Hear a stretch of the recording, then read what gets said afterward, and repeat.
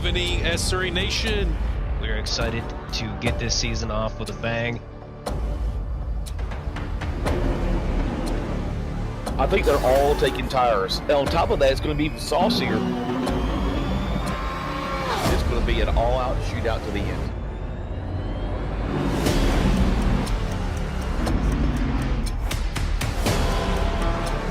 He's got line of sight on these guys. I commend you for the bravery getting this close to the diffuser.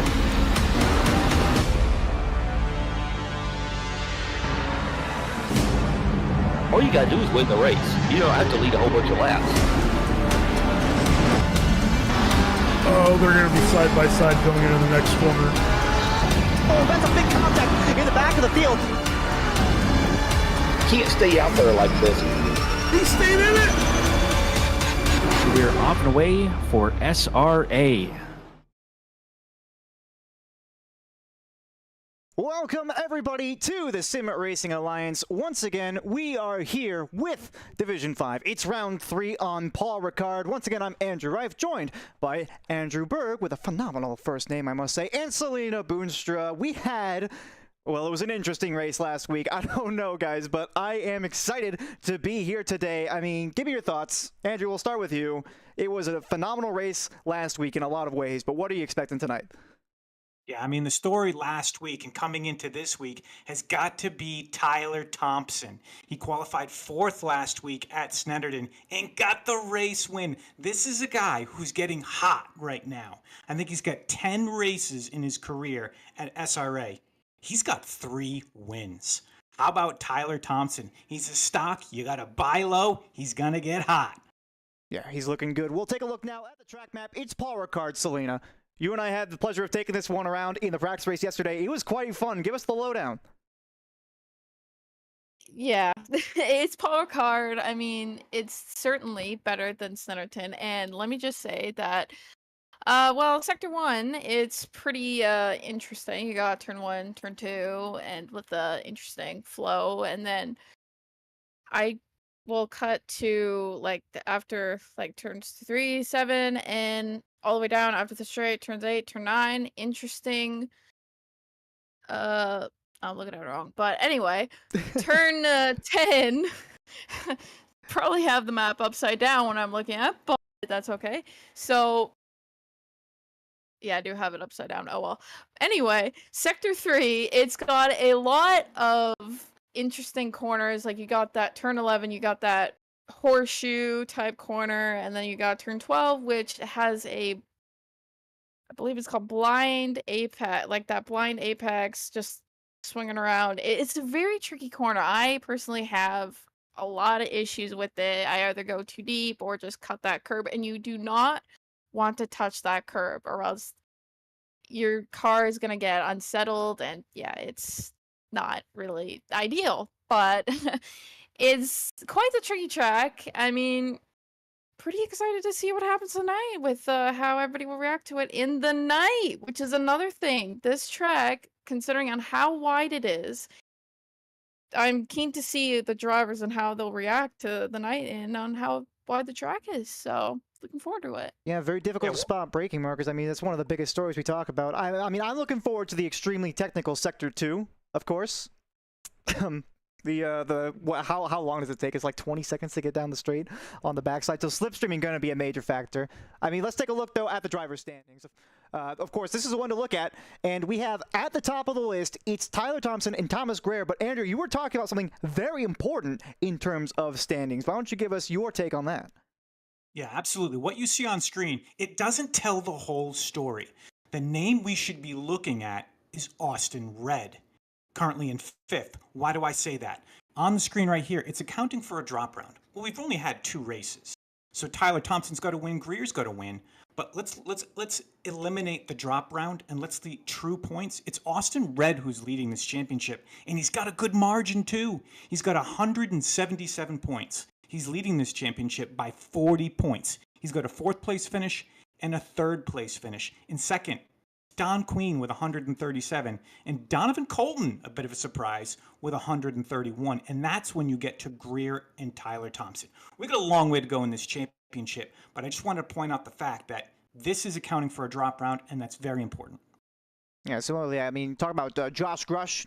Failed to show up for the first race for one reason or another, but then took a massive second place finish at Snetterton. It looked like he was fighting for the lead in a couple of spots, so he's made his way up the list, up there into P4, which, as you mentioned, accounting for the drop race for him right now, he's going to have that 0 points dropped off at the end, so there's no telling what the mix-ups will be. But I mean, further down the order, Donovan Colton had a very solid finish last week as well. James Spiker, a name to keep an eye out for. Don Queen, Tyrell Foster, all these very, very strong drivers that will most likely be populating the upper side of the midfield. Kent Van Sickle, too. Very good pace for this driver, but just had some unfortunate circumstances befall him at Kyalami and at Snetterton. So it's been a bit of a season to forget so far, but Paul Ricard may have some more stories for him. We'll take a look at the page 2 of the driver standings, see who we have yet to find a lot of action from. And specifically, I'm looking at Drake Tibbetts, which, Selena, we saw him putting up some immense times on the hot lap leaderboard, but he has not shown up to a race yet. Do you have any high expectations for that? You never know. Like, I mean, you could put the fastest hot laps time and then just not have a good race, but either way, it could go the opposite, and like you could be the fastest driver on track and it still pays off. So, I mean, I think he could probably do it with his lap times. I mean, they would work. Yeah, I mean, he put in, I think I saw on the leaderboard, and D5 fans here and other drivers kind of quaking in their boots here. I think he put a 53.6. Yeah. That is extremely fast. That's I think for the practice race, put it in perspective, I'm in D2 and I put a 53.9. So he's faster than me. So that's something to look out for. I talked to him earlier today. He is very confident, so confident, in fact, he thinks he may not even stay in this division. I said, well, you're joining late. You might not have a choice. Well, we'll see, but it's certainly, you can't deny the facts. You can't deny the facts, Selena. Yeah, exactly. And also it's just intimidating for other drivers to look at. I mean, I know in D3 that I'm just so intimidated looking at like the fastest times for D1 times. Yeah. You never know. Yeah. But to put it in perspective about Tibbetts, he has raced for, I believe, 7 or 8 seasons. He's never got a win. He's never even got a podium. So there's going to be a lot going through. That's right. Really? There's going to be a lot going through him and his mind as this race unfolds today. So he's confident, but that's got to be in the back of his mind. If he's leading this race and they're 40 minutes into it, boy, I know I would be extremely nervous. Yeah, I'd be shaking my boots too.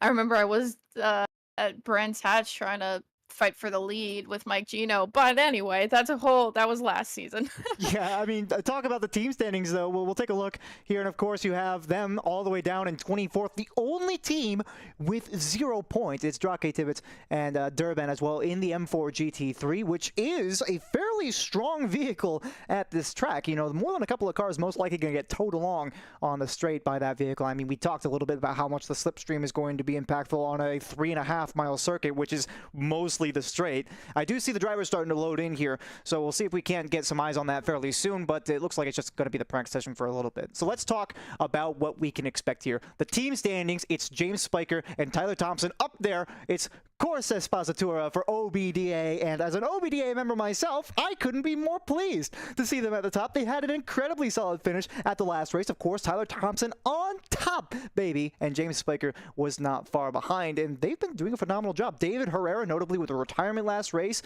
which I actually failed to even notice. It was a fuel issue, as you said, Andrew, before the show started, so that was an unfortunate one for them. Yeah, I think he was in a position to do quite well. I think within the top 5, if I recall, but, he was racing on light fuel. So what is his pace here today? Different. Oh, and we should also mention, now that I think about it, speaking of fuel, last week we had to take tires, right? This week is back to the normal pit stop strategy where it's a splash and dash. Minimum, you have to take 1 liter of fuel. Tires are optional. I don't expect anyone to take tires. If you're taking tires, it's not a winning strategy today. But Herrera, a mistake last week, and it's cost him. But his team's in the right place. They're in second, and they're fighting for it. I think he's going to be there the rest of the season.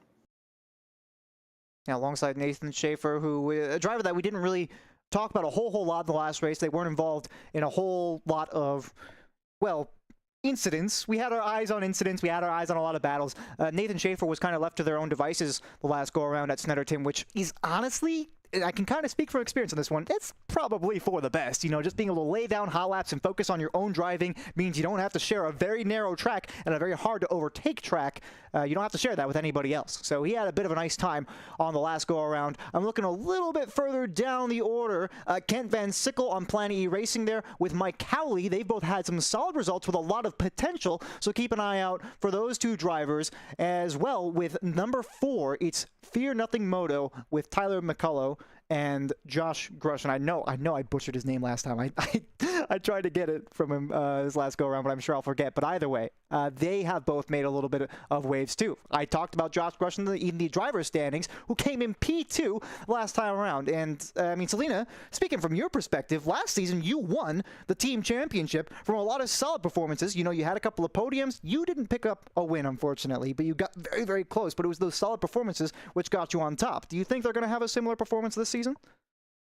Probably. I mean, like, the odds can always be in your favor, like, at random times, but, like, even, like, you gotta be so consistent that that's just how you're still on the top, and that's literally how, well, pretty much how Jess and I won the team championship last season, because of the consistency, staying on the top, not making much mistakes, and just consistent. Yeah, speaking of consistency, Selena, last week was not. And it was Yeah. another week where we had a lot of penalties. I think we counted 14 penalties in total were served. So we kept the stewards busy once again. You know, that's a tough track. It's a tight track, and there's not a lot of room. Quite different here at Paul Ricard. So there's more opportunity to, you know, if there's something happening in front of you, you know, pick left or right, there's still some tarmac, and you should be able to get out of it. So I'm hoping for a cleaner race this time around.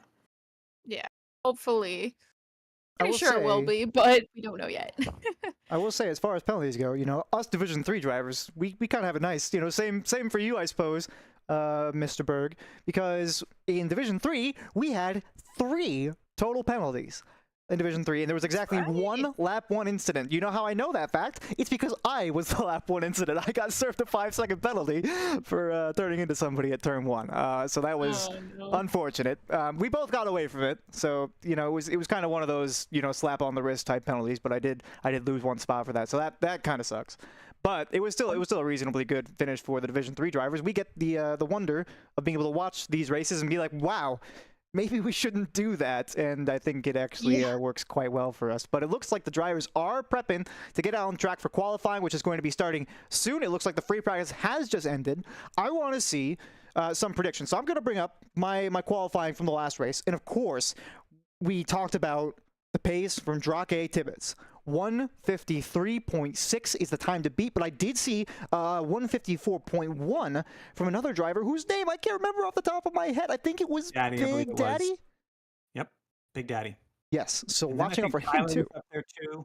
So there's going to be some names we're familiar with.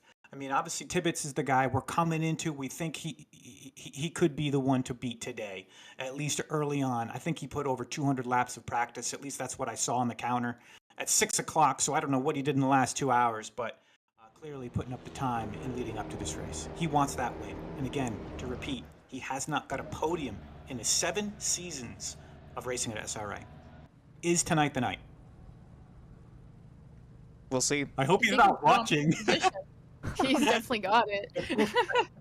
If not, he's going to catch this later on, and hopefully, you know, he's got the result he wants. But boy, we're piling on the pressure for him. Commentators' curse is very real too. Let's make sure that we're careful about that one. I mean, Yeah.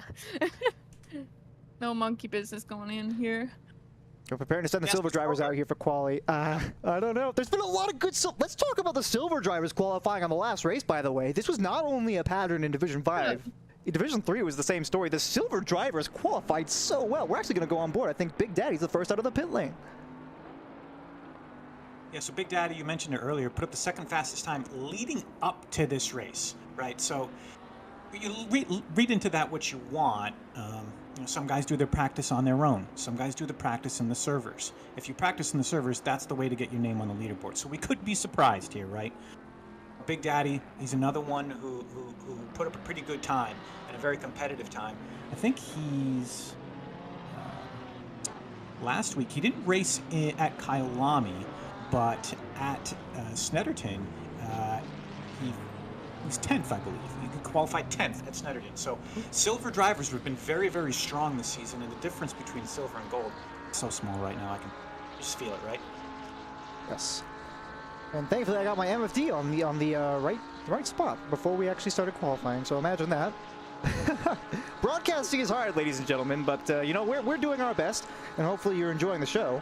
Of course, there's not much to be enjoyed just yet. Let's see. What am I looking for? Similarly, you know, Don Queen, of course, out on track right now in the 296. Same for James Spiker, who is a driver. I know what their strategy is going to be tonight. Specifically them and Tyler Thompson. I will not be saying it on the broadcast yet in case one of you wily D5 drivers has it open in the background and are going to try to capitalize on that. So, yeah, don't you think that I'm going to leak any significant info. Loose lips, everybody. I think another driver to watch out for is the driver in the PIP, James Spiker. We've called his name quite a bit this in just the 2 races. And he's one of those names who's fighting in the championship. I want to say he got 123 points, so he's only, you know, a couple points off of Greer and Thompson, who have race wins. He qualified 8th at Snetterton and took the pole at Kyalami, silver driver. So what does he have here at Paul Ricard? First flying lap is coming through right now, right? Yeah. Taking on board with Big Daddy. I want to see their first tour of the circuit. They're going to have the first one all day. Track is starting at optimum, but the temperature is not quite exactly where you would want them to be. Most likely going to be some bankers on the board first, but I wonder, there's going to be some drivers more than likely looking for a little bit of that cheesy draft down the back straight. There's tenths to be saved by following one other driver, 1 or 2 down that back straight, of course. And you spend so long on it trying to take all that inside curve on the racetrack, I might add. But the Bentley in particular, this is a powerful car in a straight line. You're probably going to make up a lot of time here if you're Big Daddy or Thomas Greer or JP May or the one other. I always get to the third one and I can't remember after that. Oh my goodness, who's the 4th driver that's in the Bentley today? It's going to be... Wait, I believe they might not be in this race today. JP May? I'm not sure. It's Greer. Greer? Oh, that would be John Donahue. Yeah, Donahue. Yep. Yep. Him and Thomas are both teammates. And that's... yeah. Mr. Donahue is out for another week. As so it seems. So this should be our first lap, right? This is the first driver to cross. First one on the It's gonna board. be Big Daddy.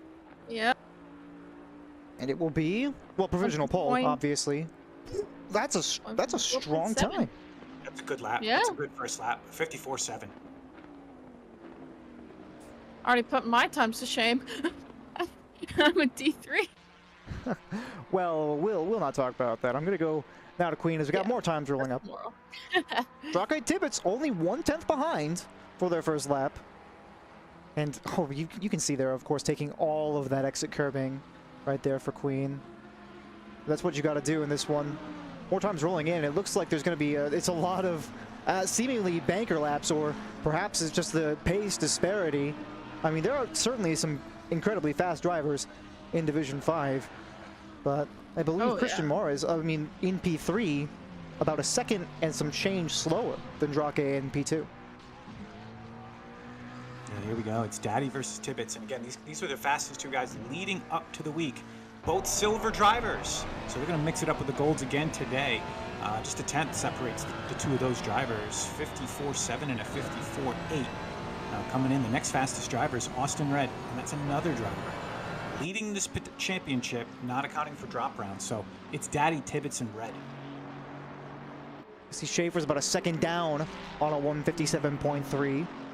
Most likely with a lot more time to save as well. I see a cone going absolutely wild in the background. Oh, that's really, really good. Kovac also improving about a second up on their time. That's a 158 flat for them. I see Red and Big Daddy critically. Two of your drivers currently in the top three are improving. And Ethan Schaefer just about keeping it valid there off the exit to the back straight. This is good. This is real good for Daddy. Yeah, let's hop on board. Let's get on board with Daddy real fast. It's just about to cross the line, actually.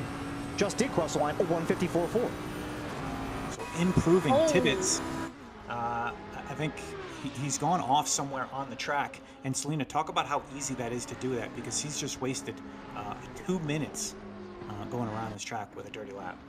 How easy is it to do that here at Austin, Paul Ricard?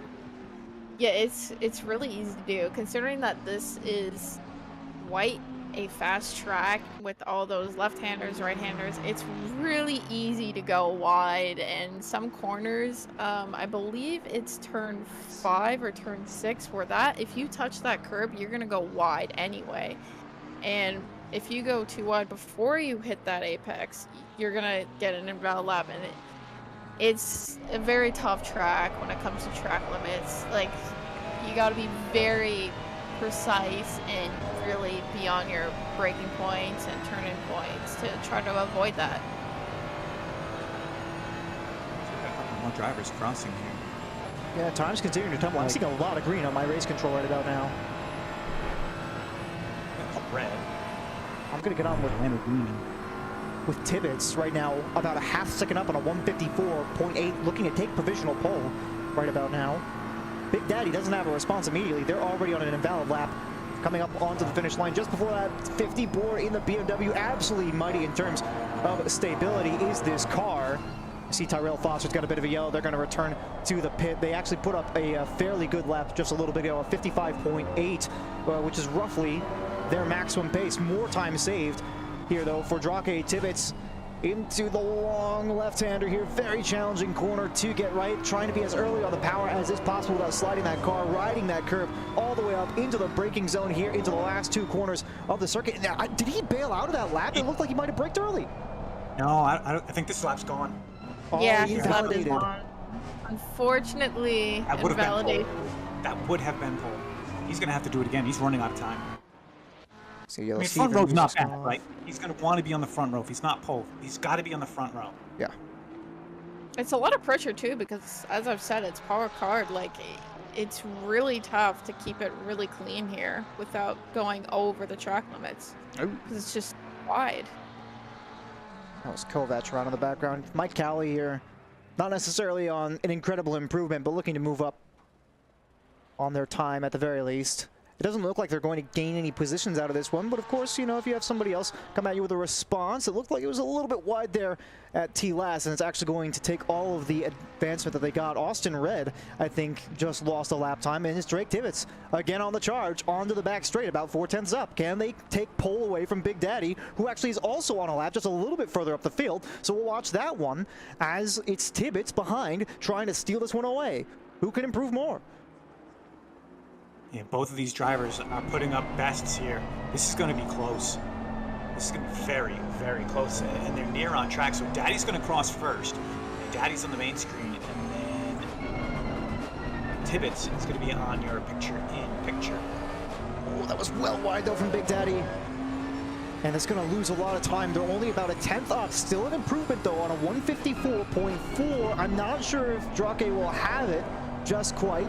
Now in towards T-Last, straight line braking, trying to carry as much speed as they can. Just about getting that power down on the apex, but they lost a lot of time, and now it's looking like it's going to be a very narrow improvement, if any at all. So now It's all up to Drake Tibbets to fix it up here in the final sector. They've got enough time to take provisional pole here into the last braking zone of the circuit, into that hairpin, and it looks like they've apexed it quite nicely early down on the power, and they might have lost a little bit of time, but it's going to be enough crossing the line, I think, and they will just about move up into pole. No, not quite. 4-3-2 versus a 4-1-2. Wow. That is 200ths of a second, but most importantly, they both have one more chance to go around. Oh wait, does Tibbets, did he cross with 10 minutes left? I know Daddy did. So I don't know if Tibbets crossed, but we'll just assume he did cross in time. But Daddy definitely has another attempt, and this is his last lap. That was close. I think there's one more driver who's still on a hot lap. That's Austin Red. About 4/10 up actually right about now. You're looking at a 154.9 roughly if they can keep this delta. So we'll get on board as they finish their last qualifying lap, and this should just about round it up for the Silvers. I see Aaron Kovacs is actually up quite a bit on his time, and he's just crossed the line at that. So a good improvement up into P13. He didn't have a valid lap before that. I say for a 157. That's a nice improvement. Austin Red, 154.9. Solid lap, and the Silvers are done. Into the 54s, that's a good mental barrier right to cross. So Red's going to be happy about that. 154.4 from two drivers. That was James May, who actually, or excuse me, James May, who actually finished off the Silvers. James May has been summoned. Captain Slow, as it were. Not particularly slow on that one. Slow, yes. He did move up a couple of positions with that final lap into 15th position. Yeah, Daddy's not going to improve, so it's up to Tibbets. Assuming this is a good lap, which I believe it is, he is up. And again, it's going to be razor close. So last braking zone yet again. It looked good. Quite a bit of time saved, actually. Loads of time being saved on the previous lap, and I think you mentioned it earlier. It's a 154.2. Was he out in time for that last qualifying lap? I was completely uncertain, but the time is on the table now. I mean, that's close, right? It takes a minute 54, and he crossed with just over 8 minutes. I'm going to assume he went around and he was fine. Well, we're not ones to say, so. Yep, Yeah, we just It's not commentate. up to us, yeah. Yeah, we just do the commentating. That's what we do. I mean, We're just maybe doing someone our can go job. back and watch it on YouTube, but I don't know if you can do that, but I'm just here to shout at cars. that Yep. may be worth looking at. We'll see if the stewards have anything to say about that one. Previous pole sitter. I don't have that. Wait a minute. Who was previous pole? I was about to say it was Kent Van Sickle on pole for the last race. Who is out now, And of then, course. Austin Red was also in the front row. Other drivers, I think Tyler Thompson, he was in the second row. He eventually won that race. And then it was Josh Grush on the second row. He qualified third. So disappointing for Grush, right? I think he's 9th there on silver. And Spiker too, right? 12th. That's easily their worst finishes or starting positions in qualifying this season. So I mean, not coming to grips with Paul Ricard.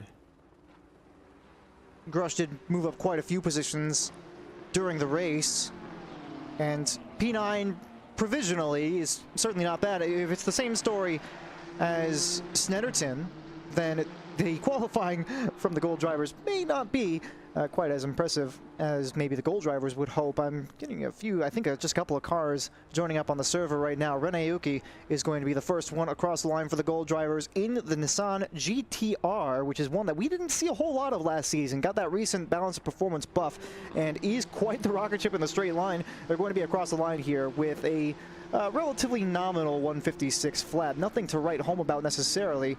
But Kent Van Sickle immediately up with a 155 flat, certainly on the pace.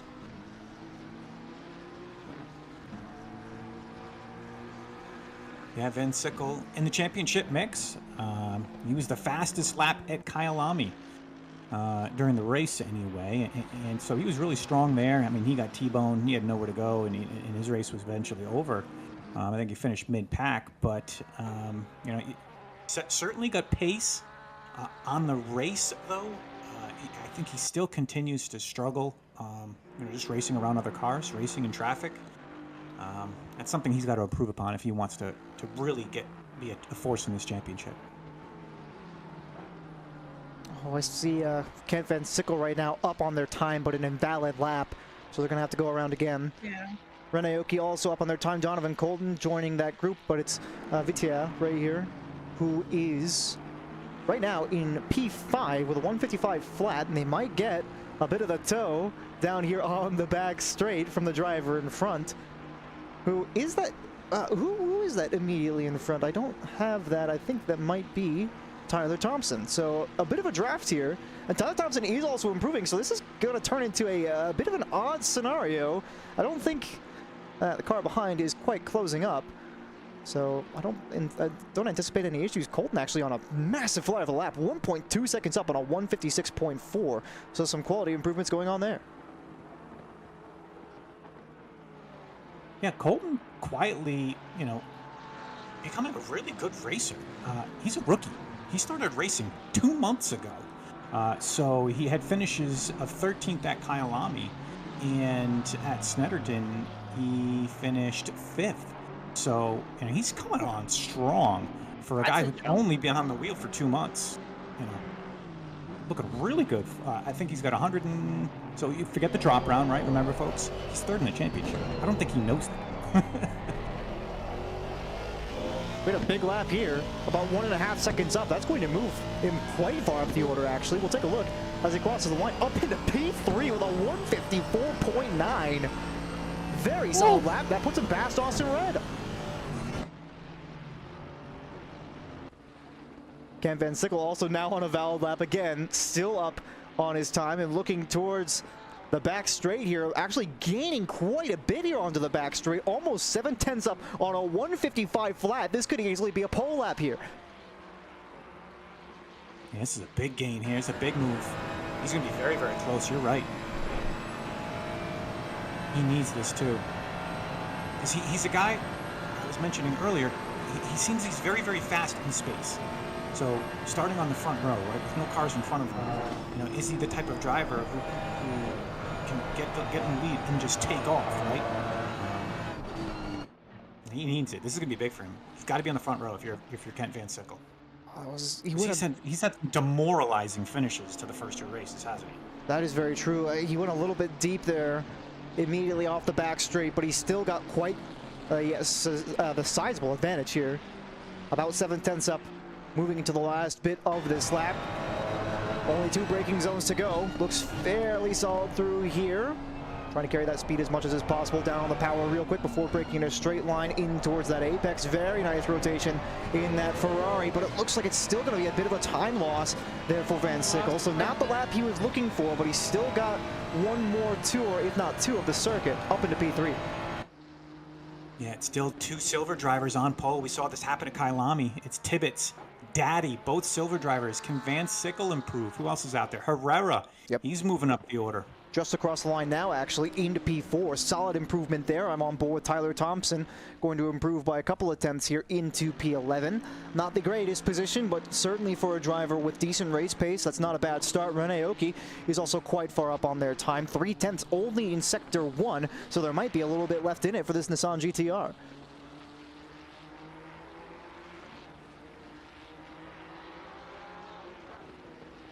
Still see a bit of green on my race control. Donovan Colton farther up the field, and P5 actually improving here. I'm going to hop on board with this one. Just in Sector 1, and they pass a bit of a yellow flag there. I'm going to stay on board with this driver for the remainder of the lap and see what goes on here, unless there's some sort of invalidation. I mean, up on 6/10 right now on a 154.9. This is looking like it could be a potential pole lap now. He lost a little bit here onto the back straight, but there's still more time to gain. Yeah, Double Edge Motorsports, Donovan Colton in that AMR V8 Vantage. Number 272. It's looking good. Mentioned it. This is the guy with not a lot of experience racing, and he's in the mix and improving considerably. Just 3 races into the season. This is a big move too. He's up big. Yeah, it's incredible to watch. Drivers just getting into sim racing and then just putting out crazy times despite them just getting into it. It's great to see. I mean, Jacob Palmieri up in Division 2. Yep. Kind of a similar story. Yeah, I believe he said he started racing 6 months ago. Yep. His first race was Hungaroring, and he was flying. I remember that, commentating on D2 when I was in B4. Yeah, he was, I think, at that time, just a month into it, and he was just putting down monstrous times at Hungaroring. Just crazy. Here we go, Colton. This is a big lap. Coming across the Front line. row material. Maybe Half a a little sec. bit slow on the exit there.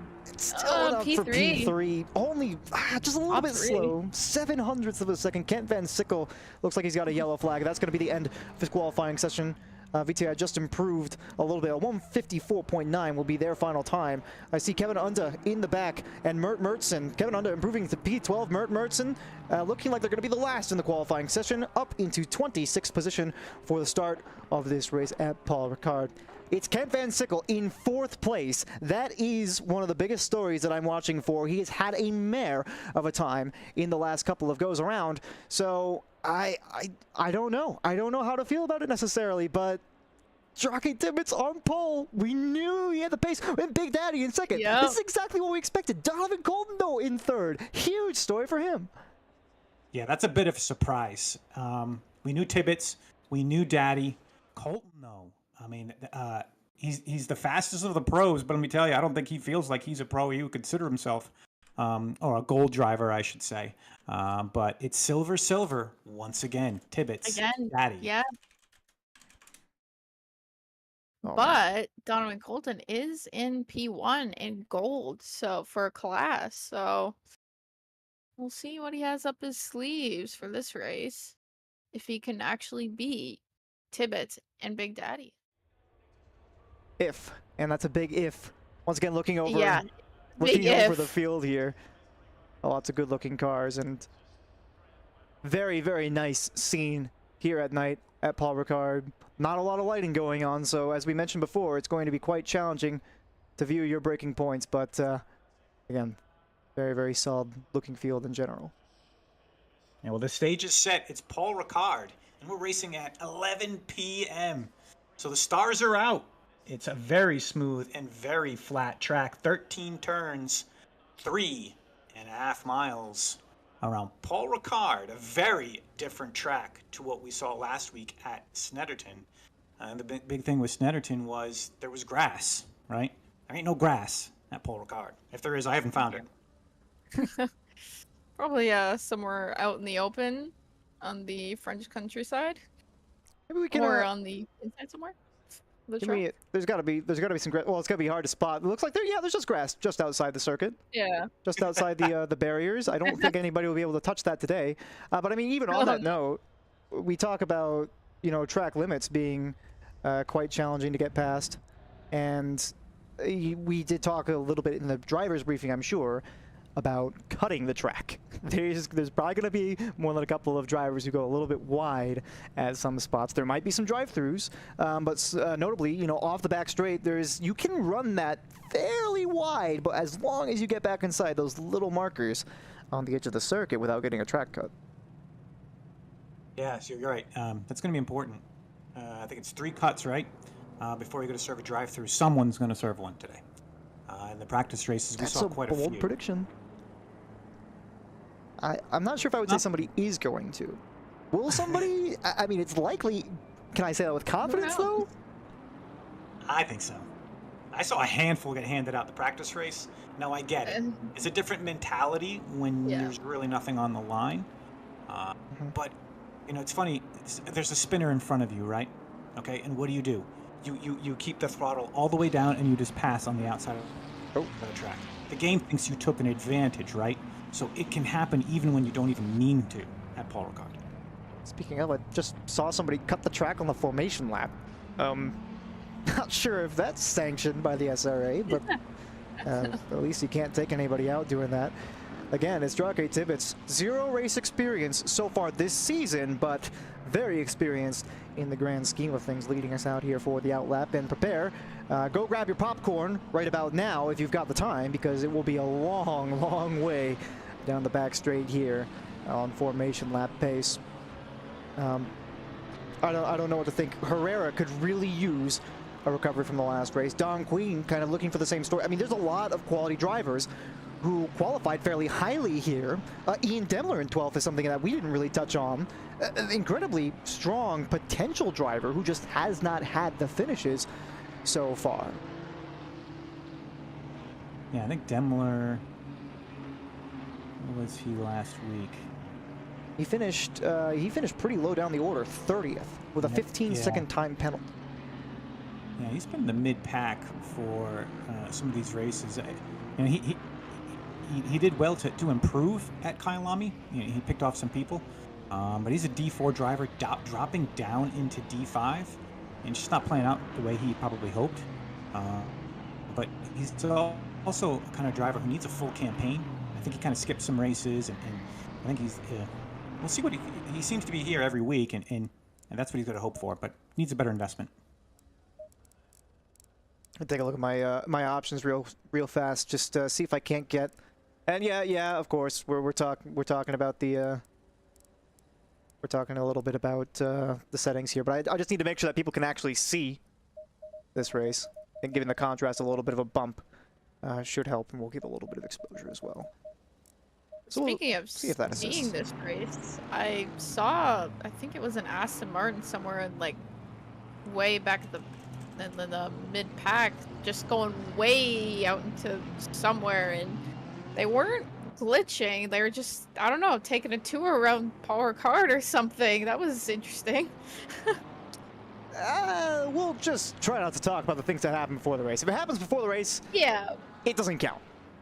What if you could actually get track cuts before the race? Oh man. It was just interesting because like I just saw the car just going like taking a tour like way off track and then way into the chicane and way. Well, Paul Ricard. There's like 100 something layouts. Yes. Quite a few layouts actually. I mean, I wish we had that stat live now. Am I gonna go get it? No, because I don't do homework and we don't get paid enough for that. So we'll just play off of the schema that we have. But coming up here on the formation lap, up to the end, once again, it's Drake Tibbets leading from Big Daddy. These are two drivers who, accepting some potential incidents, will likely be in your top 5 at the end of the race on raw pace alone. But we'll have to see how they fare as we get down towards the start line. Donovan Golden from Herrera, from Van Sickle and Vitea in 6th. Austin Red looking for a return to form. Stefan Buckley in 8th in the GTR as we get ready to go racing here. And the lights are green at Paul Ricard on the night. It's round 3 of SRA in Division 5. It was a good jump there in the back. I believe that was Kent Van Sickle kind of getting surrounded, and it was a perfect jump on the outside here as well from Big Daddy, who takes the lead into turn 2, though. Will they be able to hold it on the outside? It's going to be a drag race down. I see 2 wide for 3 positions back, 6 positions back even, as it looks like Donovan Colton and Vita are going at it. It's into turn 3. Big Daddy forced a little bit narrow around the outside, trying to use the inside, though, is Drake Tibbets, and they'll just close the door in the back as well. It's Vita up into 3rd place. Herrera maintains that 5th spot. Donovan Golden down 1. I see a little bit of motion in the back as well. Stefan Buckley lost a couple of positions there. Don Queen up into 8th. Austin Red stays in 7th, but it's Tibbets first on the back straight. It's the big winner here early on in that first sector. I believe he started the race in 5th. He's all the way up into 3rd. Moves early right off the jump on Van Sickle and Herrera. See? Oh, but that Bentley taking that capitalization on that top speed for that car right into P1 to get right off Drake Tibbets. Bit of a drift there for Vitea. They keep it under control, and they might be able to capitalize. I think Drake might have gone just a little bit deep on that one, but they're keeping it under control. Speaking of not keeping it under control, in the back I see yellows and a couple of spots there. That was the 305, I believe, got caught up in some incidents. I saw Donovan Golden had a little bit of movement there for a second on my race control. Lots of cars here close up together in the backfield. There are too many to keep track of. Austin Red and Don Queen were going at it for a second. Red actually overtaken by Queen now into the final braking zone. They might be looking for an opportunity up the inside, or maybe even the car on the outside here. It's Demler who is looking to get something done, and it looks like they're going to be kept behind for the moment. Yeah, we saw Rodriguez there in the picture-in-picture in his AMG number 305. he did that on his own. Looks like he kind of just lost control. The car just went straight into the wall. I think that race is going to be over for him. He's just, yeah, returned to garage. Oh, that is unfortunate to see. I hate to see it. Oh, Ericez, there's a yellow for Ericez. See if you can catch that. I'm sticking on with Van Sickle up behind Donovan Colton right now. Oh, and Kent Van Sickle, a huge spin for Kent Van Sickle. That's going to be so many positions lost. Absolute disaster here as he's forced to try and make a turnaround in the barrier, and that'll leave Donovan Colton with loads of breathing room and many cars behind with a position gained. Van Sickle's going to be in your PIP. That's going to happen. Oh, that's a lot of curb.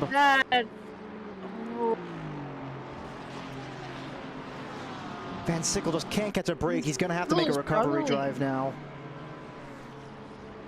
Oh, that is a lot of positions lost from that. Ooh. Yeah, his car just got unsettled. Wow. Once again, Van Sickle. He's just got to go in full attack mode now, right? Oh, yeah. He might take his pit. He's one of the best drivers. He might take his pit. He's good at that, though, Yeah. too, right? In being in full attack mode, when he knows what he has to do in front of him, maybe that's what it takes, right? But around other drivers and around other cars, it's clearly what he's got to work on. Pace is not the problem for him. Oh, Brett Vaughn, big spin there for Brett Vaughn. Massive mistake, and I believe Rene Oki is just about going to get out in front as well.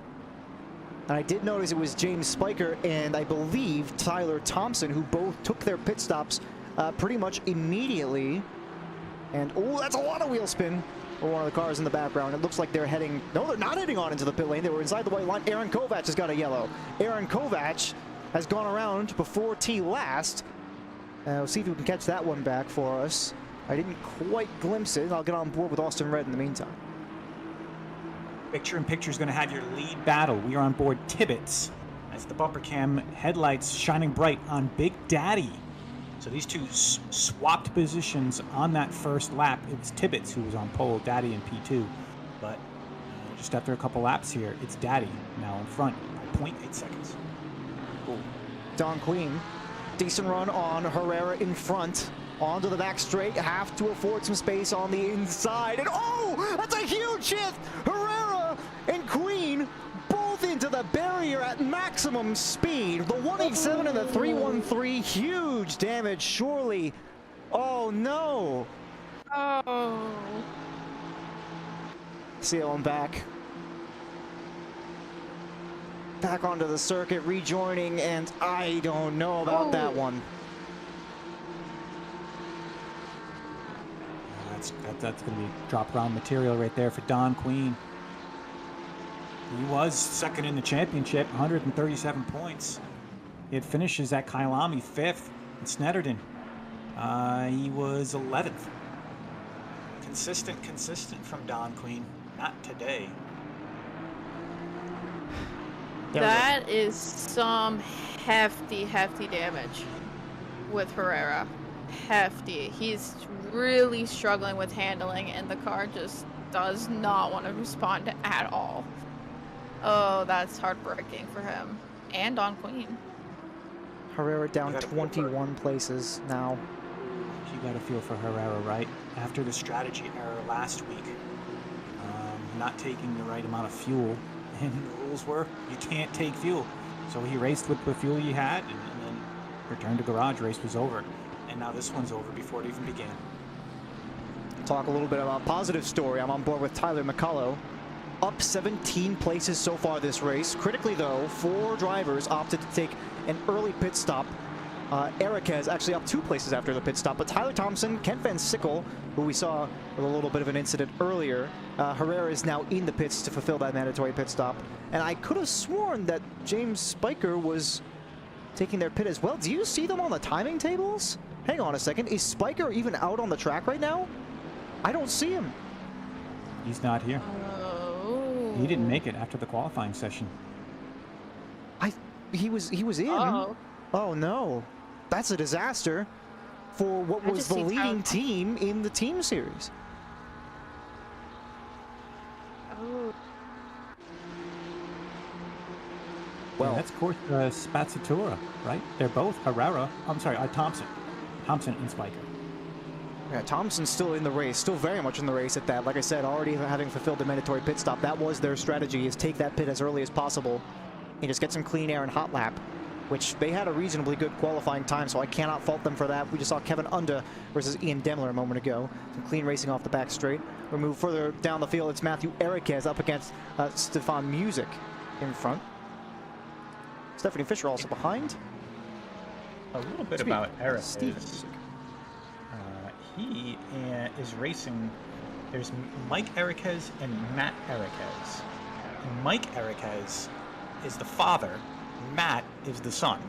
So these are teammates. They're not racing two rigs in the same house. I do believe they race in separate places. But we got a father-son combo out here in the Eriquez. There you go. It's always a great thing to see. I see Herrera is still in the pits.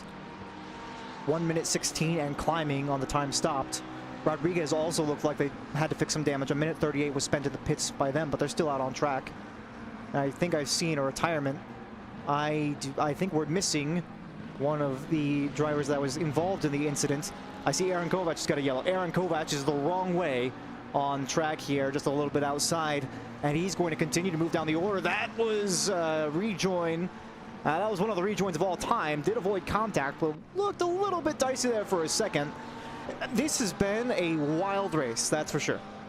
Oh, yeah. What more did we expect? Yeah, spin on his own from Kovac. P1. Tyrell Foster, back straight. That slipstream is huge, especially in the Aston Martin. This thing will just pull on the straight in comparison to the Porsche. Up now, has the position well inside here, not quite maximizing the track. Porsche's going to try to stick it around the outside, but Brett Vaughn, you can't quite keep it under control just there. It's going to be a position gain here for Tyrell Foster. Nice move. Tyrell Foster stole the fastest lap last week at Snetterton. And can you take it away from Big Daddy? That's a big ask. Big Daddy being your race leader, but you never know with a guy like Tyrell. This is Grush up behind Greer now. Watching this fight, Greer, notably a very defensive driver, does not like giving up positions, but Josh Grush, one that we know has some amazing pace. Talking about the race story for Greer, qualified in P21 if memory serves, and is up 5 positions right now, so certainly impressive so far from him. Maybe quite the one he was looking for out of T-Last, but it looks like he's got the time in front. I see Yatsierski in the pits now. And going back to Greer, remember, he was your winner at Kyalami, and he did it in such dramatic fashion. He started that race in 18th, and he got the win. So he's got experience coming through the field. Stefan Buckley having a fairly good race so far. Austin Red just ahead, also in the same boat. Donovan Colton got away from the start, so Davitia in second place.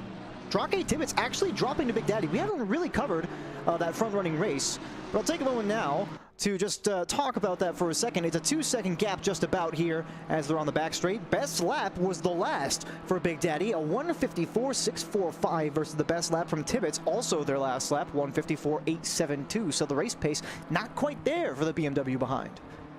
Yeah, what's concerning me though, Andrew, is Daddy is fastest last lap, fastest lap of the race, and he's faster in every sector versus Tibbetts. Wow. Looking very Oh, strong. I'm just doing a slide. Ian Demler taking a huge Tokyo drift on the right-hander after the long straight. Oh, nice by Kevin Unda, just nearly making contact with Rene Oki there as well, just in the background. I think that Tokyo drift may have kind of catalyzed that opportunity. Stefan Buckley's got a yellow flag. He is well off course. Oh, that's going to be quite a lot of positions gained. Oh, that was a kind of a bold rejoin. Still might Picture, we'll have Buckley. need to see that. Ooh. He's going to lose many positions for that. He's down into P14 now.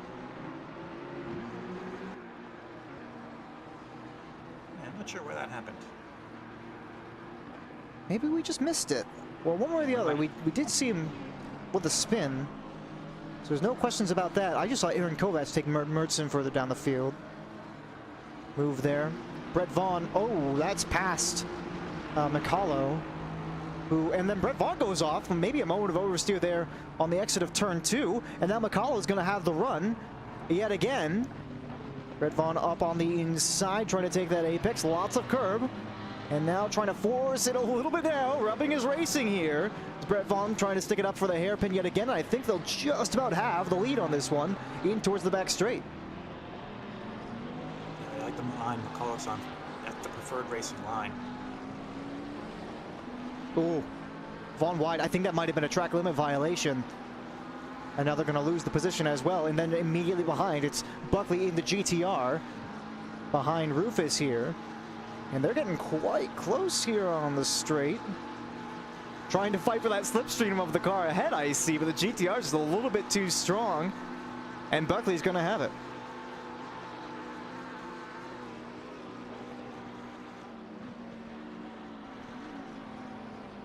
Buckley's got top 10 finishes at Kyalami and I believe Snetterton. Oh, That was Foster and Aoki. See if you can get that one back. Tyrell Foster and Ren Aoki. It's about 15 seconds ago or so. That was a big contact for the both of them. I might have missed it. Maybe. Unfortunate scenario for the both of them. Gonna lose some positions. This has been an odd race. Certainly won't say that it's not entertaining though. I believe Tyler Thompson is still one to watch here. Still the leader of those who have pit.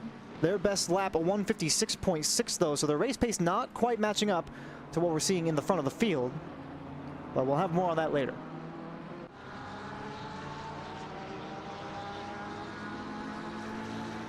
Aoki trying to make up some spots. Looking up the inside potentially for turn 3. This is Nathan Schaefer immediately ahead. Space on the inside, and Nathan Schaefer decides to concede that position without much of a fight. Even the cars behind starting to get a little bit involved. That's Raf Cab and Christian Morris. A bit of a slide there from Ren Aoki. They'll get through that turn nice and easy.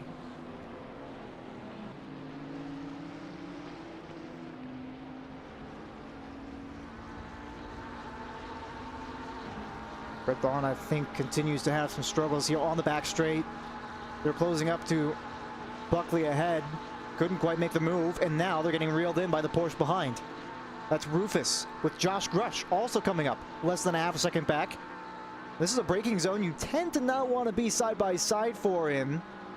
It looks like they will decide to take that one single file. How about the group behind though? Christian Morris very close up to the car in front. That's Raf Cab immediately ahead. And we're seeing quite a few missed apexes. And yeah, Brett Vaughn. It's going to allow Rufus to go right through. And behind, there's some fast drivers back there. That's Josh Grush and Greer, both with podiums. Now looking to move up. Brett Vaughn, ooh, bold move there. And it's done.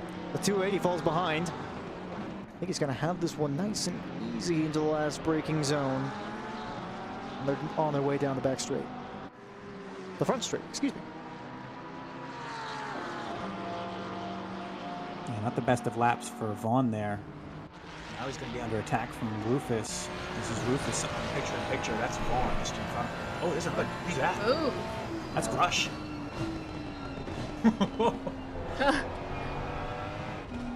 Oh, but Rufus isn't done yet.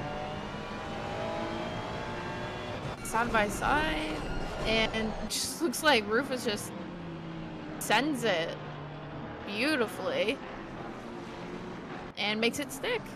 Oh, and as I say that, Rufus going wide, but does he make it stick? Side by side, Grush capitalizes on his mistake and absolutely makes it stick. Yeah, it's really important there to get on the gas as soon as you possibly can. Because here you're coming up this absolutely incredibly long straight. I think it's like 2 liters of fuel from beginning to end there. So it's very, very important You're going to be on the gas as soon as possible. And Grush was, Rufus wasn't. It's an easy pass to make. See Morris and Aoki going at it. It looks like Aoki had the slipstream on the back straight here, and will find themselves ahead. That slipstream has been so decisive in some of these battles so far. I see Callie up in front, just behind Ian Demler, who's in P6 right now. This will be an outstanding finish for Demler if they can hold on to it. But they are being threatened actively. They're going to have to leave some space on the inside here. And it looks like Callie's got that move done. They're going to take P6 for themselves. And now almost an aggressive shape there from Kevin Unda behind. I see a yellow for Kovac in the background. He's completely the wrong way, perpendicular towards that barrier. He's going to lose even more positions. It's been a mare of a race for him. Dan Rufus still going at it here with Josh Grush and Thomas Greer. And it looks like finally this might be the deciding one onto the front straight, the pit straight here, as Grush is in the lead. Surely they don't concede this one again.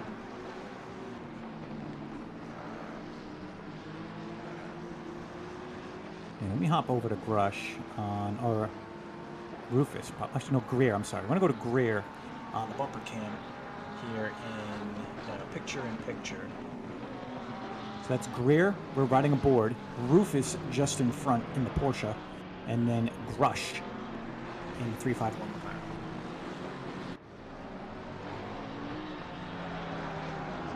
Still a couple of gaps under a second. Ian Demler and Kevin Unda up the field, still right behind Mike Callie. Stefan Buckley. The Stevens and the Stefans are getting me mixed up here. Behind McCullough in front. I mean, just a quick note on the leaders. I really think this is a race between Daddy and Tibbetts. Well, hold on. Let's pause here. Greer.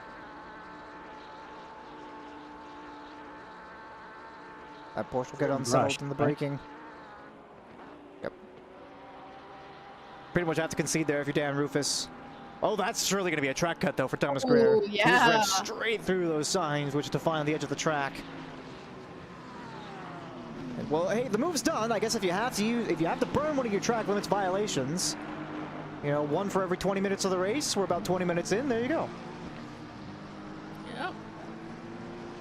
Apologies about the confusion. I don't have Greer's livery, so the picture-in-picture Bentley in front is the same one on your screen. Awesome sim racing. I've actually had a couple of small issues with that, but it's like Grush is up behind. I believe that is a lapped car. No, Grush here. That is. Oh, excuse me. That's Brett Vaughn in front. I'm misreading my race control by only a half second. Wait a minute. Brett Vaughn back in. Didn't Grush pass Brett Vaughn? Hang on a minute. Am I crazy? Yeah, no, I got Vaughn in P12. Did Vaughn make a return move at some point, or was he never behind? I think I'm losing my mind right now. I see Stephanie Fisher's in the pits. Because last time I saw it, Grush was in front of him. Maybe he ran off track at one point. I thought that Grush was the one with the better pace. But maybe not. I see last lap, Grush had a 156.3 invalid. Brett Vaughn, though, did a 157.5. So I'm unsure where exactly that happened. But you're talking about the gap in front. Oh, Donovan Colton's got a yellow flag. It looks like he might just got a little bit sideways, so nothing severe. Up in fourth place, but that's going to allow Austin Red quite the opportunity to close now. Only a half second behind. But going to the fight in front. Oh no, that's well wide, Donovan Colton. Oh, huge mistake. Lost P4. Now it's up to P5. Colton making a costly mistake in his early sim racing career. Pressure may be mounting on him. Yeah, Big Daddy. VIP. We'll get that back, folks. Big Daddy trailed by 4.5 seconds from Drake Tibbetts. Oh, boo, Josh Grush. Moment from Grush. That was a big moment of wheel spin. He kept it under control, though. Yeah.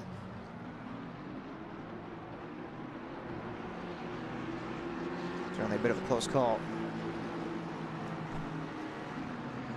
He lost a little bit of time from Vaughn, but with his pace, he'll surely climb back up. Still a lot of pit stops to be administered as well. Yeah, you gotta think that Quite a bit. they'd be coming in. I mean, it is extremely cold. I'm sure the tires are at their optimum temperature right now, surely. You know, they will cool off considerably coming into the pits. Maybe that's the concern. Maybe Rene Oki just lost a massive amount of time to Kent Van Sickle in front. This is going to be essentially for position. You could see they both taking their pit stops. Herrera is still in the pit. I believe they may be retiring the car. I cannot say for sure on that one. Tyrell Foster is up just 2 tenths behind the Aston in front of Kevin Unda on the back straight.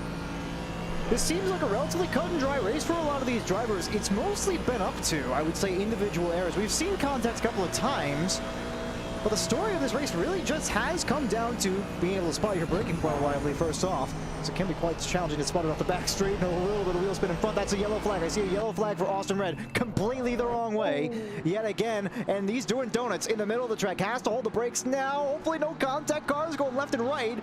And oh no, so much time gonna be lost by this. Thankfully no hits, but you can't really rejoin safely here. He's gotta wait it out and wait it out and wait it out, and so much time lost here for Austin Red. Ooh, scene of the crime. That's gonna be turn number 9 for Austin Red. That is a killer spin. Again, he's a championship leader when we don't consider drop rounds. Maybe not anymore. It's a tough one. Kevin Unda into the pits now. Raf Cab, oh, has been turned around. Oh, that's a nice big hit to the rear quarters as well. Nathan Schaefer just ahead. He's also facing the wrong way. I don't know what that was there for Raf Cab. We'll see it here, hopefully. Oh, tap from behind. That's Schaefer. That's Schaefer onto Cab. Oh! Cab's got by someone else. I swear Cab was in an Audi last week. I'll have to check on that. Rotor in the pits.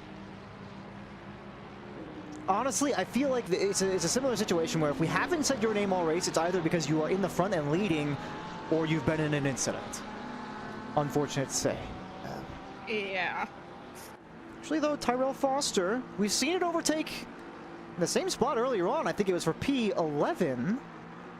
Now up in just about 6th in front of Ian Demler here. This will be a solid result again for Ian Demler or Tyrell Foster. Really, the both of them. And Ian Demler, ooh, a little bit of sliding on the brakes there, but keeps it right up behind the car in front. Oh, what a send from Ian Demler. Space is afforded. Tyrell Foster, he's going to hold it here now through turn 9 and in towards turn 10. They might just about keep it clean, and they do. Nicely done around the outside there for Tyrell Foster.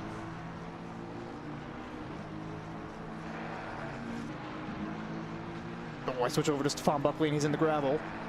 It's back on track relatively nicely. It's Matthew Eriquez on the back straight now against Raf Cab. Trying to keep it on the outside here of turn 9. That is brave, and they just about make it happen. Up the inside now is Raf Cab. Hopefully not another contact here. Another moment of rubbing his racing. And it looks like they've got it clean. And Matthew Eriquez, the son of Mike Eriquez, the father-son duo. Mike says Matt's faster. We'll see.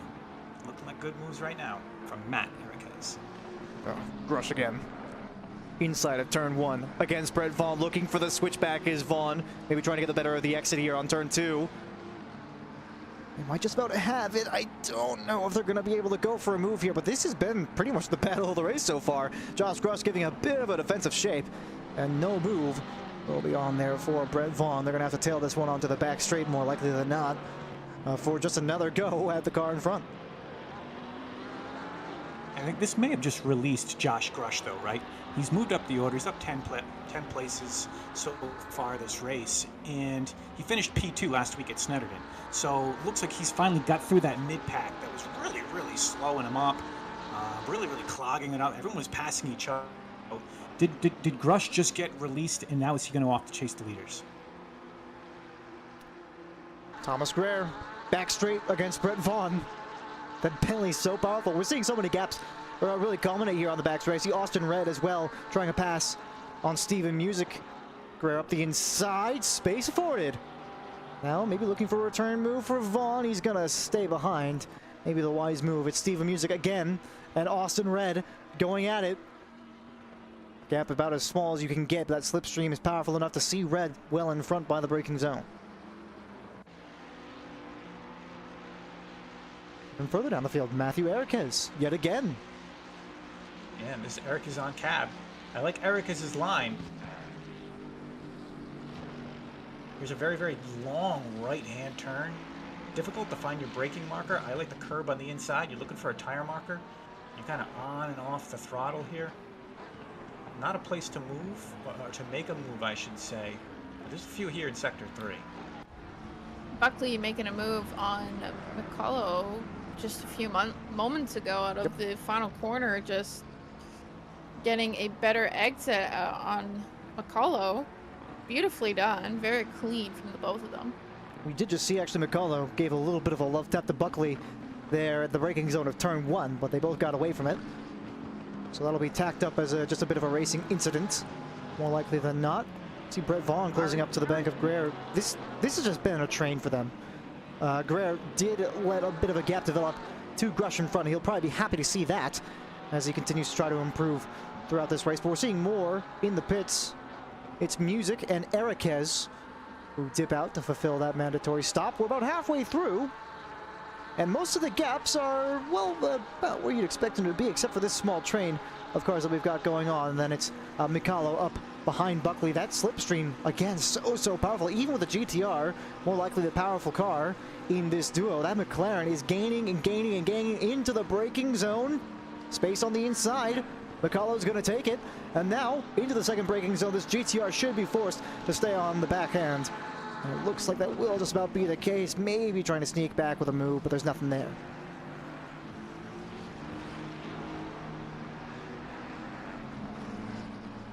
The thing about passing at Ricard. Oh, yeah, just switch on to Dan Rufus. That's a yellow flag there. We'll see. We'll see about that one. Check your PIP, Rufus, in the Porsche. Which is a moment of oversteer on your own, perhaps? Yep, that looks like it might have just been the case. There it is. He's keeping that car going. I might have been RTG there. Ouch. Buckley's looking up the inside of Grush. Pulled out of that slipstream maybe a little bit too early.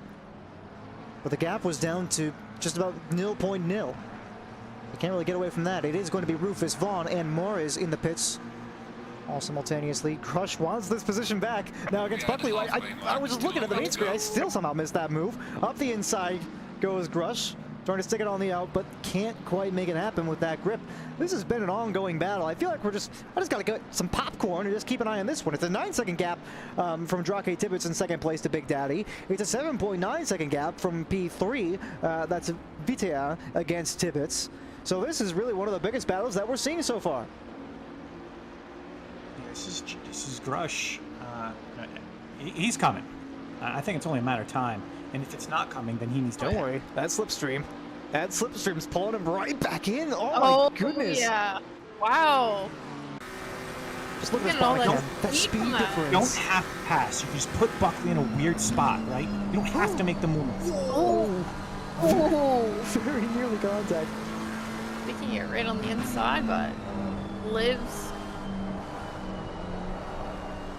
Hey man, you were just talking about making aggressive moves. You don't necessarily have to go for the pass, but just make them think about you. They might just make an error. Exactly, especially in D5, right? Because you've got different levels of experience going on right here and different levels of pace. So if I'm Grush, and I'm not going to pit, well, then I'm going to put Buckley or the car in front of me, the GTR, in weird positions. Get him a little bit off the racing line. Get him thinking. Get them looking in their mirror. Because if they're looking in their mirror, well, that means they're not looking in front, and it's also dark, right? So it's going to be hard to get your eyes back. So that's what I'm doing if I'm Grush. Just putting my nose in spots where it really shouldn't be. Oh yeah. They both pit. Would be saying, "Oh yeah, I'm still here. I'm still here. Look at me. I'm still here. I'm not out of the fight yet." Some penalties being administered. Brett Vaughn with a drive-through, presumably for speeding in the pit lane. Christian Morris a stop-go 30. That's going to be a pretty lousy one for them. And Brett Vaughn, a bit of a yellow a moment ago as well. He's having a bit of a mare of a time. As McCullough, McCullough, Demler, Grush, and Buckley in the pits, as I think you just mentioned a moment ago there. But taking a look at our leaders from the pits now. Yetzi actually out in front of Tyler Thompson. That's a bit surprising. Thompson didn't race winner last week and just hasn't had it today. Well, of course, there's... Wait a minute. I see Bacalo out in front of... That's on the left side of my screen, excuse me. It has yet to update, but he is definitely behind. Yetzi, I believe, is still the first place driver of the pitters, but still a minute 24 behind the leader at present time. So a driver like Donovan Colton right now is 34 seconds behind the lead. I think they're still probably going to be safe if they decide to pit now. So P4 for Donovan Colton still. Cowley might be the one on offer for a pitter. And speaking of pitting, that's Drake Tibbetts into the pits now. That gap, I think, was up to 8 seconds. It's been Big Daddy, and it's been Big Daddy all race. He's been the fastest lap, fastest first sector, second and third sector. I don't know that Tibbetts is going to have his first race win, but you know who might? It's also Big Daddy. So both of those guys are looking for their first career SRA win today. Tyrell Foster also in the pits. Driver who's having a fairly good day on the track. Finn Sickles had a relatively nice recovery race. If we're looking at the pits here, you know, they are still looking to be in a fairly good spot, about a minute 40 behind the lead. They're running it a bit wide here at turn 10, but I don't think there's much of a concern for them in that one. They might get a little bit of a warning. Austin Red in the pits now as well. Van Sickle setting it up on the inside of McCallho. Did I just switch off right as that happened? Well, picture in picture Yep. had it. So that's picture in picture. We're on Van Sickle in the bumper cam. In front of him, it's Tyler McCulloch and Kevin Unda. Stephanie Fisher. Oh, that's a huge hit. Stephanie Fisher's just gone around into the side of Eriquez. No two ways about that one. That was a big contact between those two cars. Picture in picture. It's going to have it. Oh, man. No doubts about that. Austin Red out of the pit lane. Buckley having a moment. Just caught that. He lost it? Looks by the like looks of it. Like, exited the last turn. yeah. He just made a spin on the exit. Thompson's a little bit off track too. I think they gathered that one up though relatively nicely, so they're not going to lose any position for it, but this is surely shaking things up. VTI has taken their pit. Ken Van Sickle still trying to make some moves here, up into 15th position now. Again, reasonably good qualifying and had a spin. And, oh, McCulloch has got a drive-through. Yeah. Oh. That will surely make Kevin Unda and Van Sickle happy. Here we go. Van Sickle taking that slipstream on the outside. Kevin Unda still holding on to it. Van Sickle going wide and Rush going really wide. After that back straight. Lost a bit of time there. JP May in the pit. Austin I'm Red. going to kill the PIP, Andrew. I'm seeing a lot of really slow and poor quality, so I'm going to drop it and come back in. Sure thing. Just let me know. Take that off for now. Oh man, trying to track all these stories, just mentally speaking, is quite the task. This looks like some blue flag traffic, but it is Cowley up behind Donovan Colton right now. On the back straight, there's just no room with the 83 here. On the inside, they couldn't make an overtake attempt.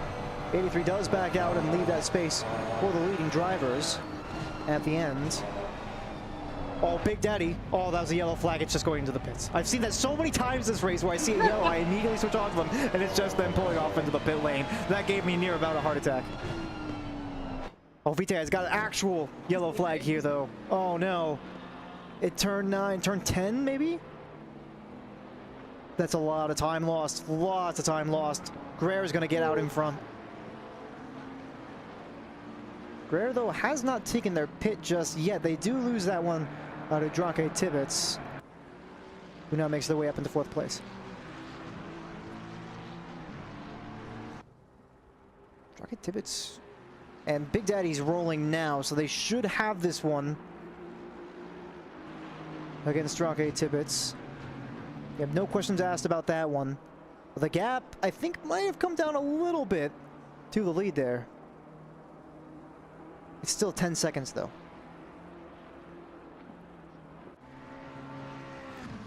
Yeah, he should be back up and running. Oh, Vitia's... Oh, he's serving a stop-go 30. Oh, no. Oh, no. Must have been That's for track limits. devastating. That's over. He was racing 3rd. Oh, Ken Van Sickle trying to make a move on the outside. Good news, and from bad news. I mean, this is just... We talked about we were expecting track limits. You called it, Andrew. You said you were expecting a track limits violation, and lo and behold.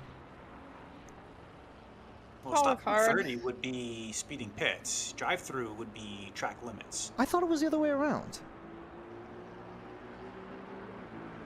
Well, one way or the other. We saw a drive-through earlier on. Either so. way, it's not good. Yeah. If you have to enter the pits, aside from your mandatory pit stop, things are going south for you. We can say that for sure. JP May, Rene Oki. Or excuse me, JP May and, yeah. I am just losing my mind right now that he's Rene Oki.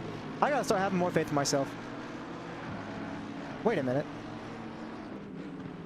Vitea has still got a stop-go 30.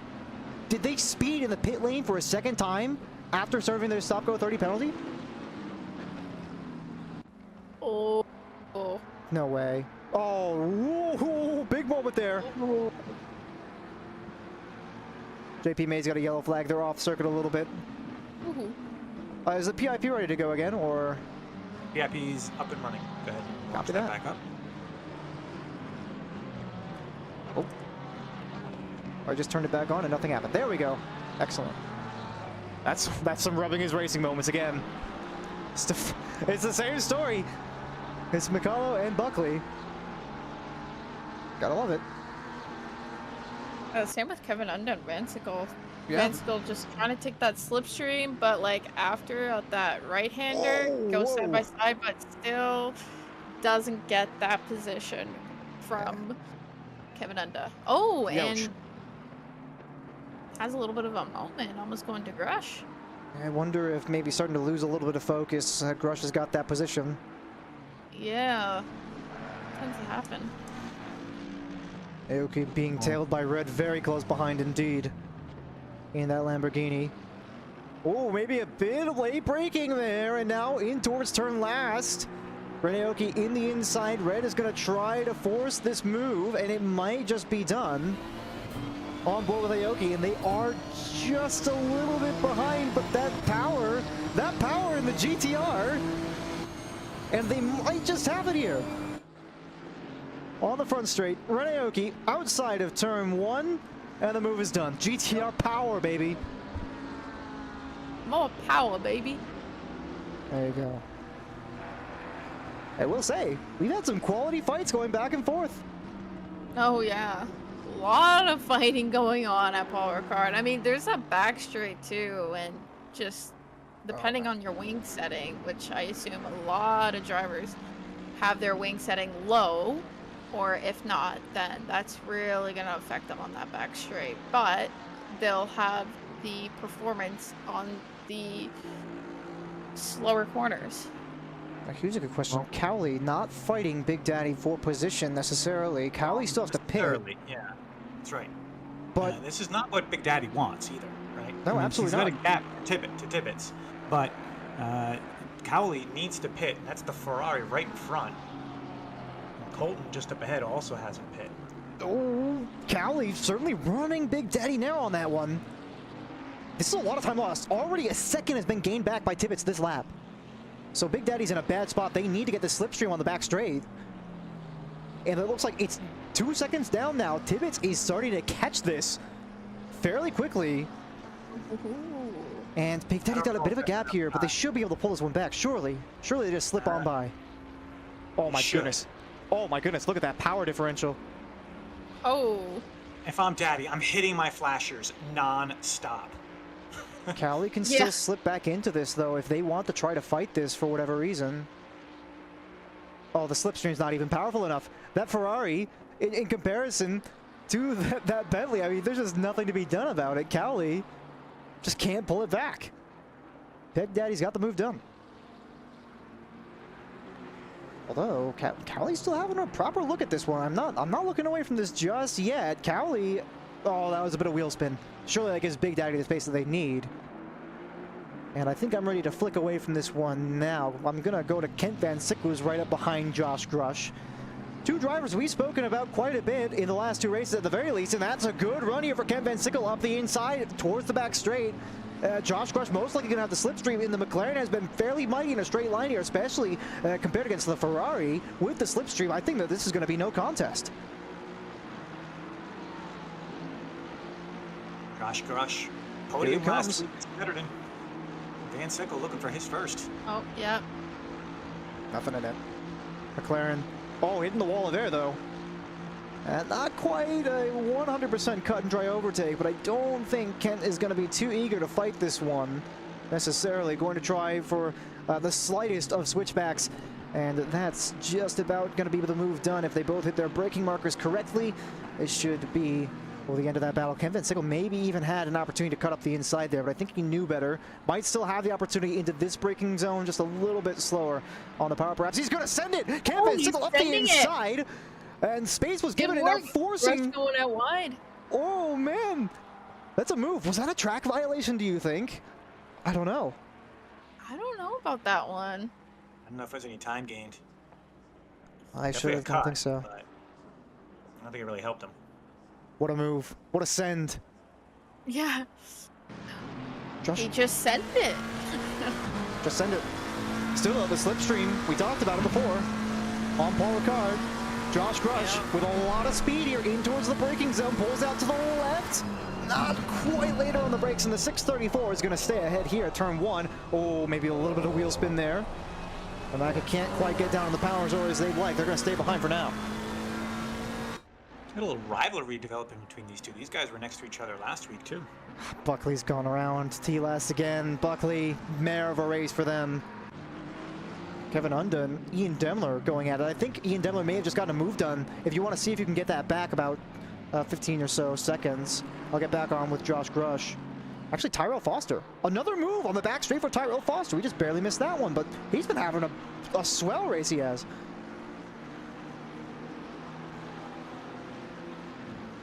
Is Josh Grush in slipstream range still?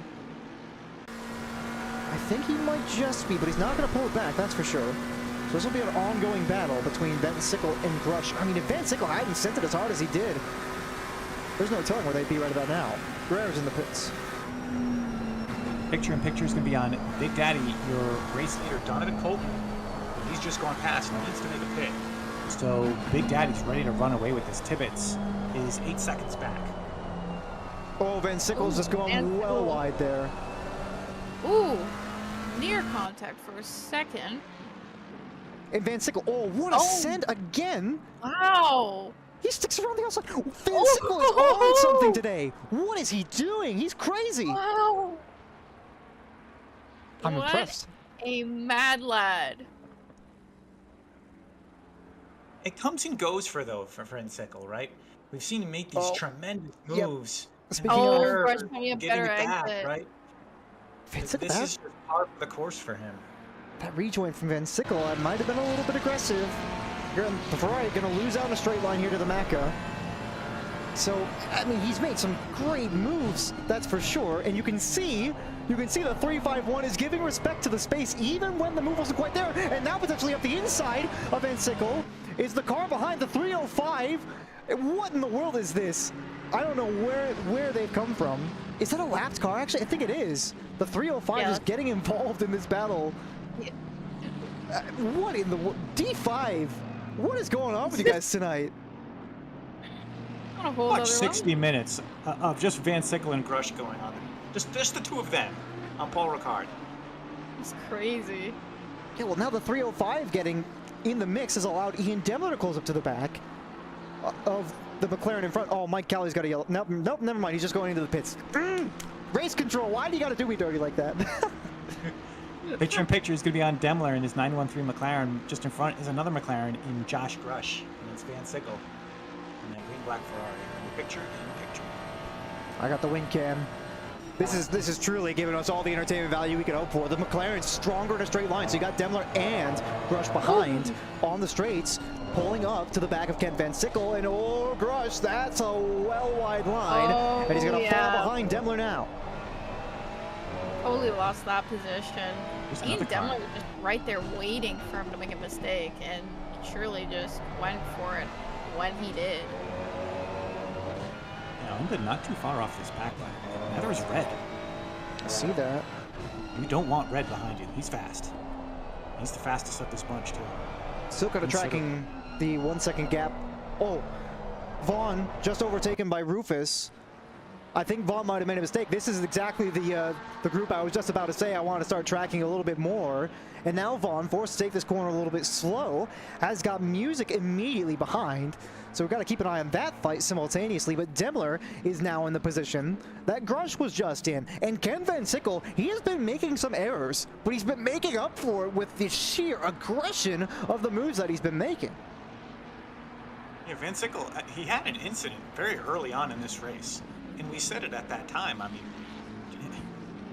I think he's had incidences in every single race. So, you know, you wonder what it would be and what kind of results he could put together if he didn't have these points where he's put around. Spun around. More pressure's on him. This is Demler, right?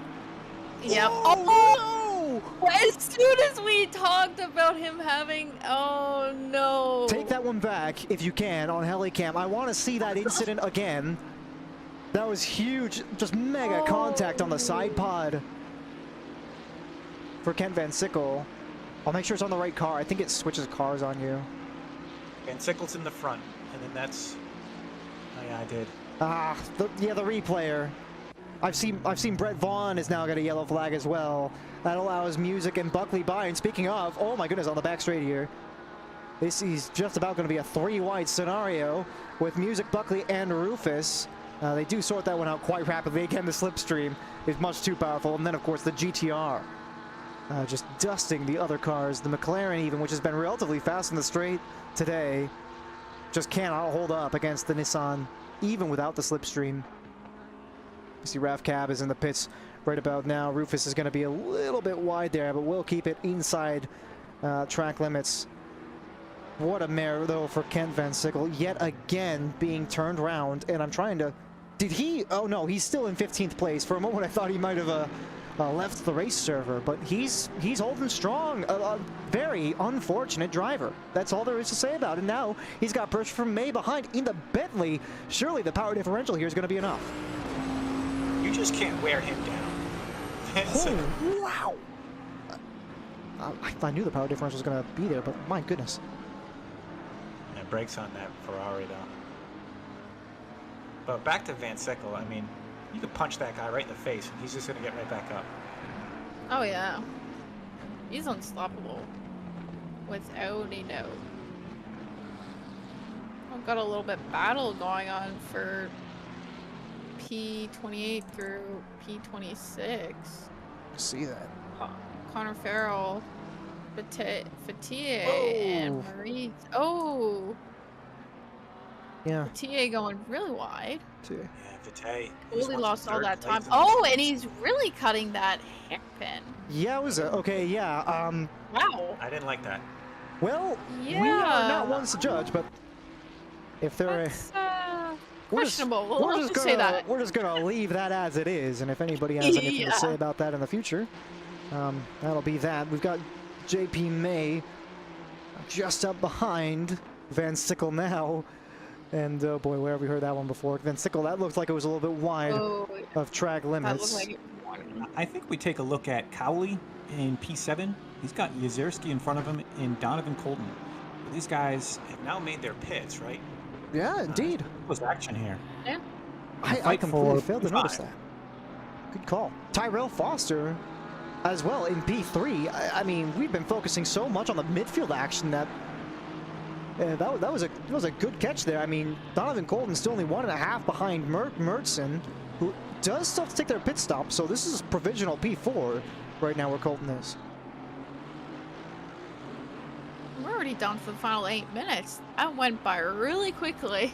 It really so did. much action. Wow. Oh no! Drake Tibbets, a drive-through penalty from P2. Oh no! No way. Colton's looking at a potential podium now with Mertson still need to pit out in front. But Yetsiarski looks like they've got the draft behind. I just saw a flash of lightning out my window. Oh, please don't let the stream die now. That would be the ultimate disaster. We need to see the end of this race on broadcast. It's heartbreak for Tibbets, a mountain biker from Maine. He's going to have to make a pit stop or a drive-through, and that's surely his podium, or his race win chances are completely over. But he had second locked up. Let's take now Schaefer and Aoki on the back straight. And Schaefer can't quite make it past this GTR. So powerful in the straight line versus the Ferrari. He's gonna have to try to do it in the corner. And that car ahead, I believe, that's just JP May just ahead. So they could still try to get involved in that battle as well. Like I said, I knew there was a big storm coming. I was sure hoping that would wait just a little bit. I'm sure hoping that it doesn't cause us any issues here. Dan Rufus is still up behind Musica as well, getting in the slipstream with that McLaren in front, very, very strong in the straight. They're going to have to try to do it in the corners to make that move stick. But it's Yetsiarski up behind Donovan Colton right now, who's only a half second behind Mertson, who again still has to take their pit. Mertson notably was 0.4 laps slower on their last lap and is 2 seconds just about, or excuse me, 1.5 seconds slower on ultimate pace than Donovan Colton. So if Mertson holds up this train, that could allow Connor Yetsiarski to move up onto the podium. Oh, Tyler Thompson, yellow flag. Oh, that hurts.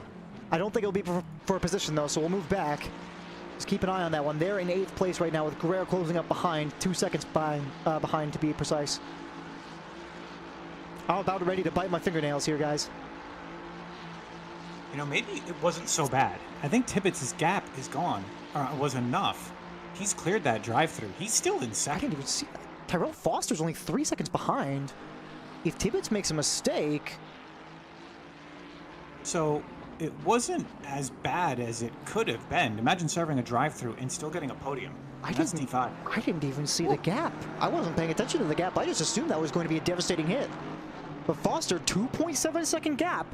If Drake doesn't keep it together, if the pressure gets to them, that could easily change their race. I see a 0 second gap here for Red and Unda on the back straight. That Ferrari, or excuse me, the Lamborghini can't quite pull out of the draft of the Aston Martin in front. It's just a little bit too powerful in that straight line. Rene Oki in the Nissan, up behind with the slipstream against the Ferrari as well.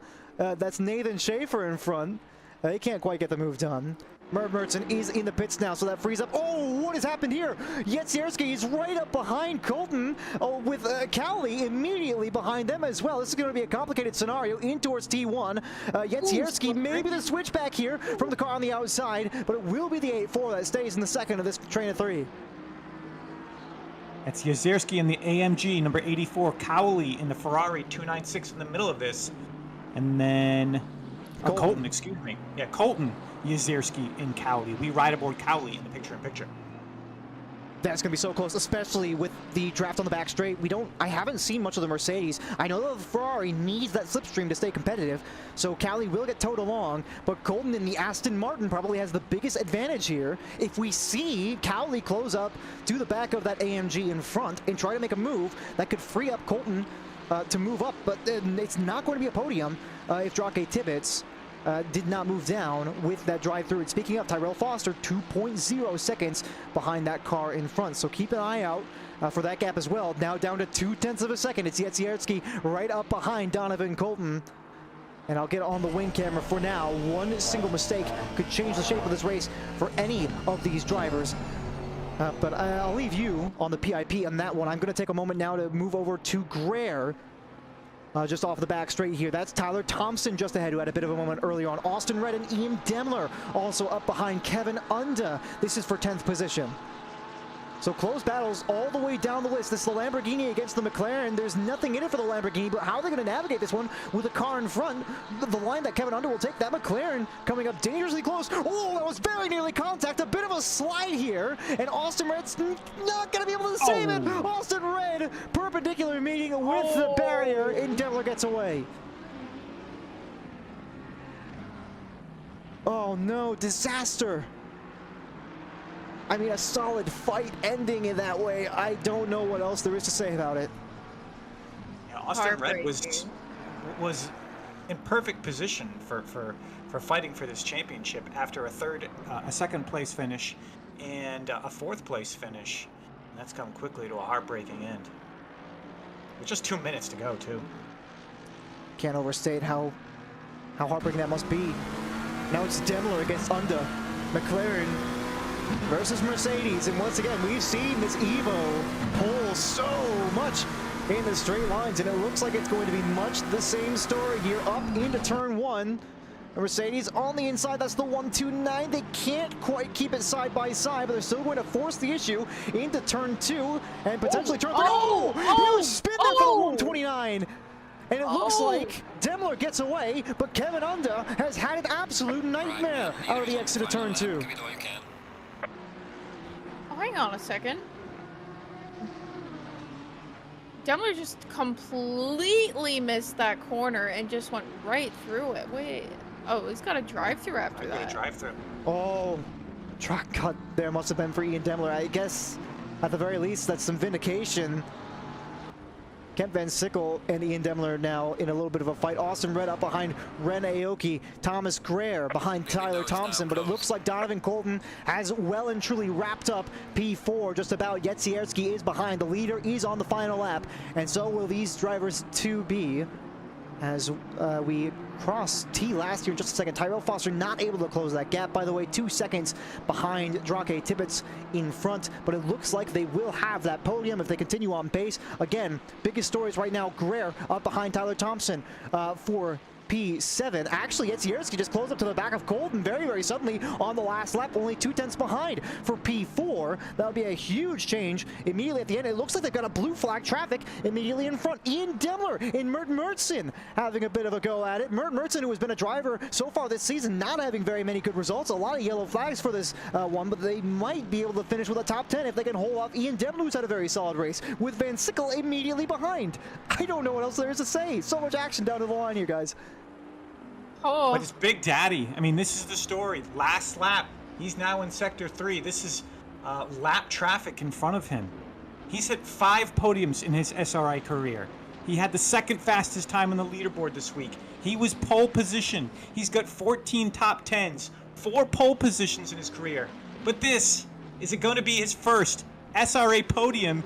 Or, I'm sorry, his first SRA win. Big Daddy crosses the finish line here at Paul Ricard. Well raised for Big Daddy. We didn't have to talk about it much, but he also comes home with so far the purple lap of the race. I did also see Tyler Thompson and Thomas Gray did have a yellow immediately after we switched off of them. We'll continue on with the stories as they come across the line. It's 5/10 the gap for Yetzierski up behind Donovan Colton, looking to take a P4 finish in this race.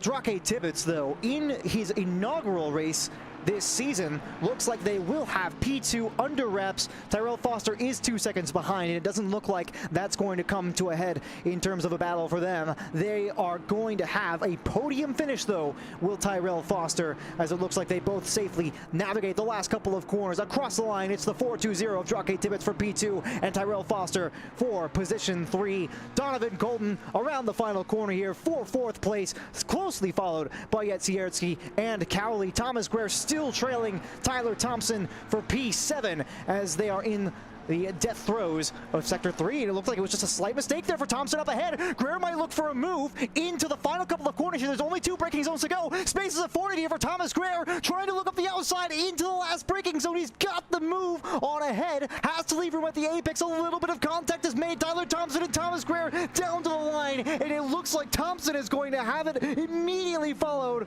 by Grush as well. Nearly a photo finish, and Thompson does come across the line first. Further back the field, it's Ian Demler still has to serve a drive-through, so they're going to get a bit of a penalty for that, with Mert Mertson immediately behind, going to be promoted up into 10th place. A huge top 10 finish for them, with Van Sickle immediately following. JP made Nate Schaefer across the line as well. Red and Aoki duke it out until the very end, but it is Aoki in front. Buckley and McCullough. It was a battle we followed the entire way through, and McCullough barely wins out on that one. So many close battles just across the line, and that's the D5 race. Wow. What can we say about that one? Wow. I think you summed it up pretty well in just that one word. Exactly. Wow. Well, I mean, 3 races so far this season, and we've got 3 completely different podiums and 3 different winners. Nobody is staking their claim in this championship. Still plenty to go. I mean, if anything, it's Donovan Colton, I believe, leading the championship, believe it or not. Yeah, exactly. Rookie. Started racing 2 months ago, and here he is leading the D5 championship. But story, it was Big Daddy, dominant today. Wow. Yeah. And also to say that the top 3 finishers are all silver drivers. There's certainly something to be said about that. Yeah, they're gonna go right to gold after this, if there are promotions after this race. I feel like wow. I feel like we talk about, you know, there's drivers every season where you kind of follow their story because they have the interesting story, right? And there's usually a handful of them, maybe like 7 to 10 drivers. I feel like every single driver in D5 so far has had a story. Big Daddy with the win here. Yeah. Of course, he wasn't particularly impressive at some of the last races. You know, he had some decent finishes, but nothing particularly amazing. Drake Tibbetts coming out with their first race, a P2 finish. They had the top time on the Hot Lap leaderboard. Tyrell Foster is a constant improvement and picks up a podium here. Donovan Colton the same way. Last race, very, very solid finish, and they repeated again here. Connor Yetzierski moving well up the field. Mike Cowley's the same story. Tyler Thompson with a P1 finish last race, and they had a couple of incidents here. Thomas Greer, again, P21 to P8 in this race. My man does not know the definition of staying where you qualified. I don't think no one's made more passes, been more moves than Greer. Van Sickle too, another guy. Like I said earlier, I'd watch 60 minutes of just Van Sickle, Greer, and Rush racing around a track. Lots of close battles. I mean, you talk about them, Stephon Buckley and Tyler McCullough. Please. Every day I watch that. Austin Red came in P3 last week, and again P15 here with a couple of incidents. There's just so much to talk about. So much to talk about. Ian Demler, who would have finished in 10th place if not for the plus 30 seconds that he got as a result of having that drive-through at the end of the race, so he comes in 21st. I mean, disregarding any potential penalties that'll come the way of the racers, this was an insanely high quality race, and we had some spectacular crashes too. Sometimes you just get like, you know, normal little like, oh yeah, that's a cut and dry incident, but we had some absolutely just spectacular battles going on, and ended up culminating in contact. Which, I'm gonna be honest with you, if you're watching motorsport and there isn't at least one good looking, you know, incident, it's not a good race. So I'm fully pleased with what we saw today. Oh yeah, 100%. Agreed. I mean, that kind of spectacular crashes in contact comes with the speed, right? And Ricard's going to be one of the fastest tracks this season. Oh man, let's see. We got lots of people potentially on the table here for interviews. I see that Big Daddy is in the chat, so we can pull him in, and let's get him in here and see what he has to say. Big Daddy, welcome, sir. Congratulations on the win, and quite a big win, you might say it was. I mean, we were all on the Drake Tibbets train when we got into this one, but you sure put down the race pace, sir. Thank you. Yeah, he had me somewhat nervous there at race start. I know that I've got decent race pace and I'm able to generally hold it reasonably well, so it was, I figured it was really just going to come down to a battle of attrition. Was able to get around him early, I think towards the end of lap 1 there.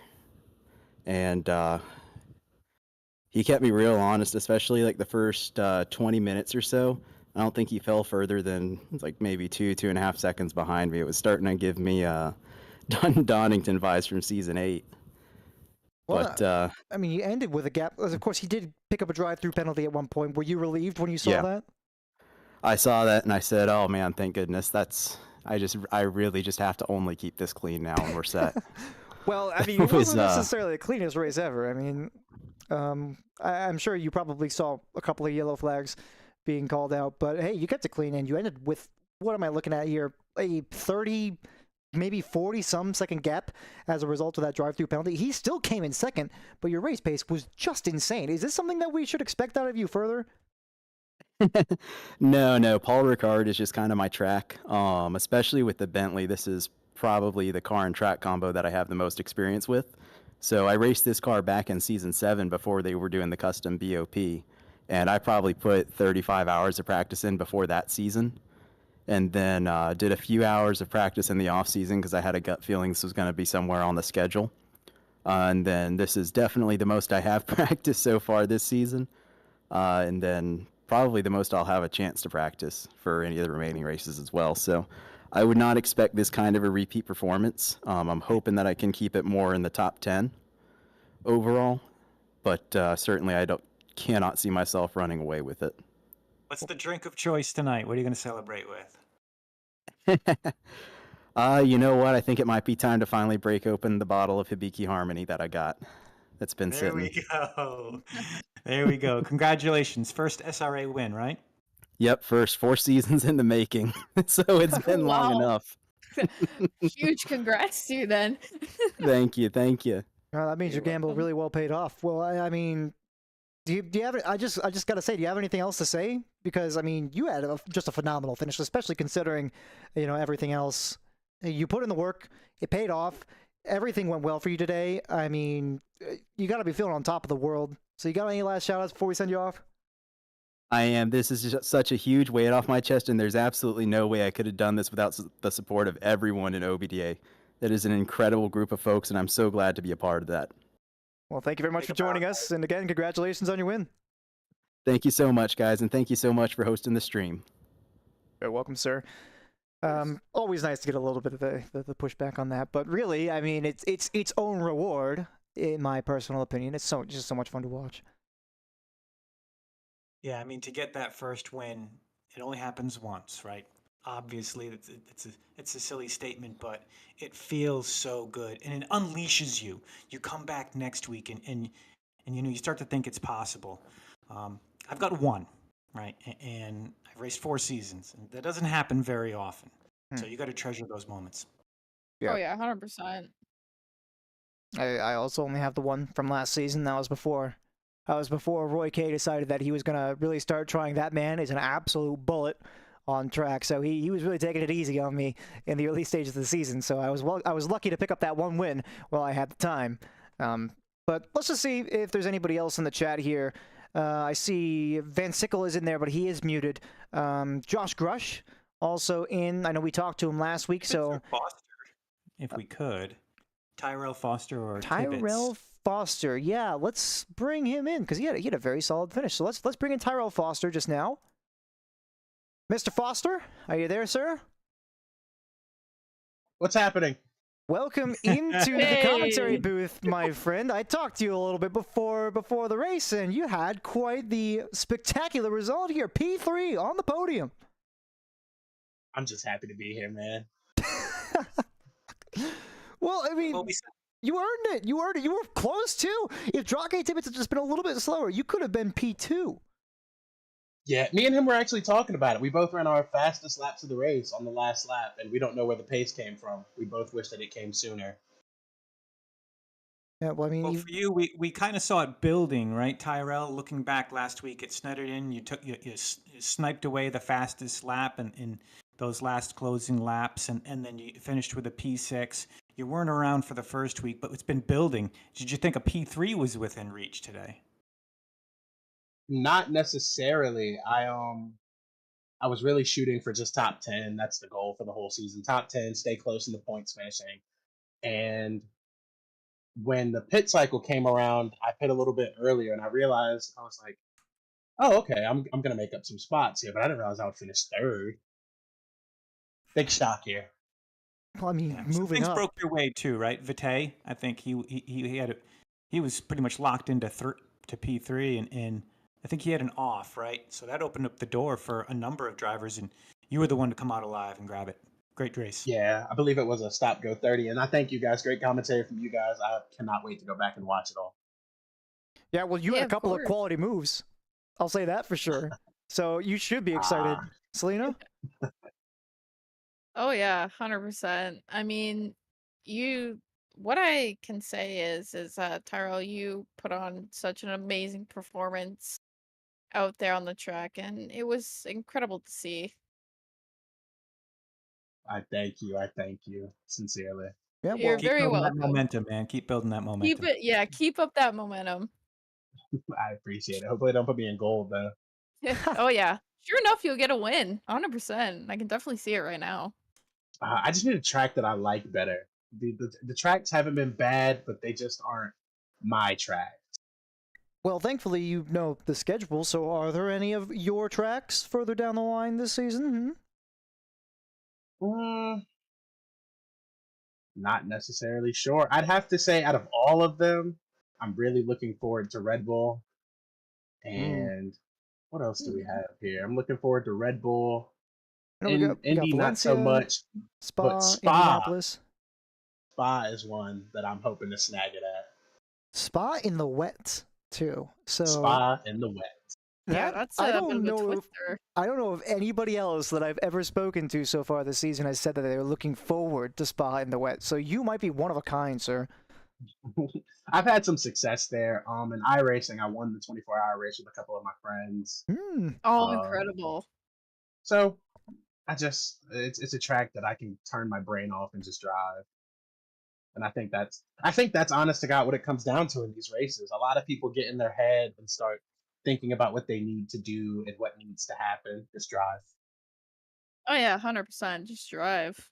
Just don't even think about the gremlins at all. Just like forget it and just drive. Like that's all you gotta do. Don't overthink it.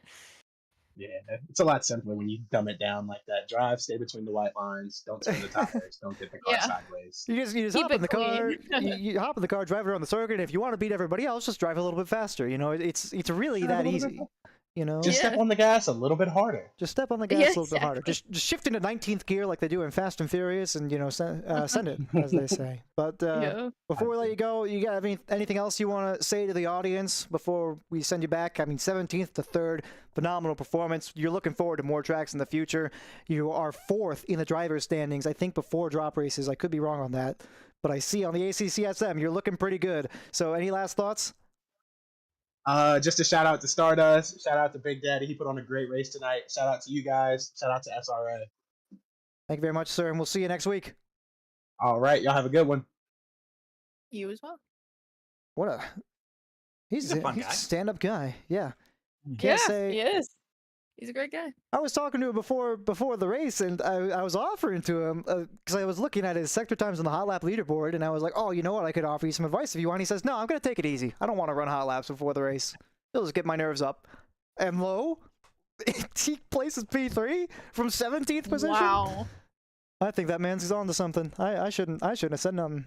He's got a system. Yeah, he'll be one to watch. Oh yeah, 100%. He'll definitely be one to watch. That's for sure. I think it's after what he said about Spa. I think that's his race, honestly, because not many people are looking forward to that one, and I think that's gonna be his race to win. And we mentioned, like, after what he said to Spa, first off, he's mad, but he knows what he wants. I got to give him that respect for that. I think we've been going on long enough. So unless we have one particular person more that you guys are eager to interview, we can start to close it out here a little bit? I mean, it'd be nice to give Tibbetts an interview if he's around. It is his, and it would be his first podium. So let's take a look and see if he's in there. I see Donovan Colton's also. I don't think Tibbetts is in there. Yeah, I don't see him in there. Did we talk to Colton last race or not? I think might be fitting to give him a little bit of airtime. He won in gold, so I think it's worth bringing him in. Let's bring him on in then, and we'll have a chat with him real fast. So, Mr. Donovan Colton in the commentary booth, sir. P4 finish, if my memory serves. Yep. That's a high quality finish, I gotta say. We saw you. You're in 5th, according to my ACC SM now, in the overall standings. You had a P5 finish at Snetterton, a P4 finish here, or excuse me, P3 finish. How in the world did I miss that? I think the ACC SM is. I'm looking at the qualifying. I was about to say, I could have sworn you were P4. P4 finish, still a solid result, still up 1 from the last race, and you still had very, very good pace this time around. How do you feel about it? Oh my, it was kind of tough. I didn't get as much practice as I wanted, and so I mean I made a couple dumb mistakes, but overall it was pretty solid. I was pretty surprised by my qualifying, so I was just trying to hold back whoever I could. Well, you've had a pretty exciting first 2 months in your sim racing career. 5th last week at Snetterton, 4th this week. What's on par for next week? Is it a podium? I don't know. I'd like it. This is the first track I actually, I won't have to like learn from scratch, I think. So it should be good. Well, I mean, you still just got to be so happy. But wait, did you say learn from scratch? Sorry. Yep. Yeah. I learned Snetterton and Paul Ricard from scratch for this week. I only had like 2 days to practice on Paul Ricard, so it was a bit tough. Now, I kind of understand where you're coming from, because I only ever raced Snetterton before the race really came up. I only really raced it one time, and that was in an OBDA Saturday sprint with GT4 cars. So I kind of feel you there, and it feels good. I mean, learning a track from scratch, but I also know that it can be quite challenging. So I just cannot fathom how you managed to do that twice in a row and still put up such a solid result. I'm gonna count a little bit that it's luck, but beginner's luck, we'll say. Well, I mean, hey, you never know. Yeah, maybe beginners. You're on a roll, so beginners. I mean, hopefully, yeah, we could keep it going. Yeah, I think you're on the verge of something special here, Donovan. So good to see your trajectory really take off here at SRA. So another great race, man. Well, thank you very much. Yeah, I mean, it was mostly cut and dry. We did see you get tangled up in a couple of fights, but you managed to keep Yetsiarski behind you in the closing stages. You know, being a newer driver, would you say that the nerves kind of affect you a little bit more than you would expect it to be for a more experienced racer? In this race, yeah. I mean, my heart was absolutely pounding. So that definitely, especially on the, turn, 8 after the long straight. Oh man, like there was a couple heart and mouth moments there, but yeah. Overall, I was pretty happy I could keep it from fully spinning. So, well, I mean, you, as they say, you sent it in just the right way for the most part tonight. Yeah, there you go. Yeah. So before we let you go, I guess solid race. Do you have any final thoughts moving forward? Indianapolis next week. Any thoughts on that? I'm just excited to get it going. I'll actually get to practice this week, so it should be good. Well, that's good to hear. Nice. Yep. We'll send you on out. Thanks for joining us, sir. All right. Thanks, friends. And then I saw Drake Tibbetts is in one of the race chats. I did not see him, but he pinged me, thankfully, in the Division 5 chat, so we can get him in here. Usually I only have like 3 interviews, but I gotta give him his shot, so we'll move on in. Drake Tibbetts, first race of the season, P2 finish. Even with the drive-through penalty, I thought you were going to fall all the way down the order, and you still stayed in. I was absolutely terrified of that. The only thing that, kept me a little bit of hope was all three of the cars at the bottom of my relative were left. It's the only thing that I had hope for. And then came out like I think it was like 2 or 3. I think it was like 3.5 seconds in front of Terrell, and that was fun. Yeah, we were kind of joking around those last couple laps of like, let's have a fun with finish and just work for it, man. Yeah, we did kind of watch that gap a little bit. It came down fairly quickly, and we were kind of wondering as to whether or not he would be able to close it up, but he kept it in the end. So, tell me, though, about the qualifying pace. Obviously, pole position, on top of the world, beating Big Daddy by 0.2, but the race pace just wasn't quite there. What do you think the difference was? Were you not ready for the fuel load, or do you just think you had an absolute screamer of a lap in qualifying? I don't know, to be honest. Like, that wasn't even, like, I could have squeezed out a little bit more time in qualifying. But I don't know. I think just the nerves of trying to stay alive for an hour kind of screwed with me. Also, Daddy on that back straight, he just goes off. There's no holding him. Even, like, all week I've been hearing people touting, the Chungus for the best, speed down that back street. No. Like, even in his slipstream, I couldn't hold. Well, the BMW did get, I believe, a bit of a nerf on the BOP here just before the race. Yeah, it was 5 kg, which wasn't much, but... felt like enough. I don't know. I guess, yeah, I didn't really drive it before. We definitely noticed, car differential was certainly a real thing. The McLarens were kind of pulling away. The Ferraris were especially sluggish on the back straight. They pretty much had to have the slipstream to keep up with anybody in particular. But, even with all that, I mean, you were keeping it pretty close up behind. Do you have the same kind of confidence moving forward? Obviously, you put in an insane hot lap for this track. The P2 finish is still very respectable. What are you thinking about for next week? Honestly, I don't know. I'd love to get another podium. I've been here 7 seasons, and that's my first ever podium. Really?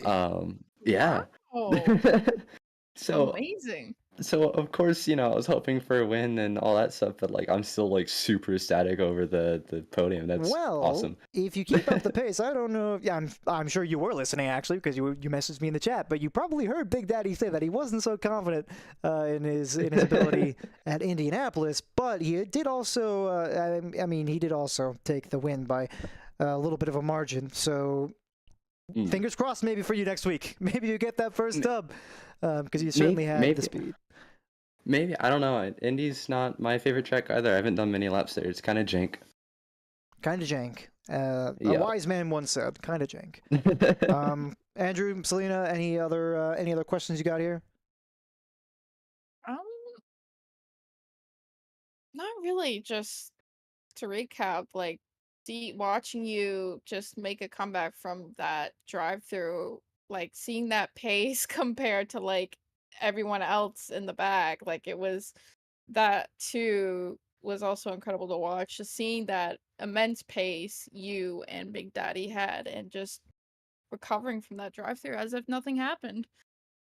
Yeah, and Big Daddy, if you're still there, the reason why I started getting a gap was just my tires are falling off. I could have probably held you for like a couple more laps. My tires are just done by like 20 to 25 minutes in. My tires are just dead. No Johns. Like, yeah, like that. I think it's like T6, the right-hander before the back straight. Just no, I could not power like I could normally. Difficult to get that traction, especially in the front engine cars. A little bit less weight on that front end, so I can certainly see that. But hey, I think I've known that people talk about the BMW eating tires a little bit more than maybe some other vehicles, so that might be part of the car differential.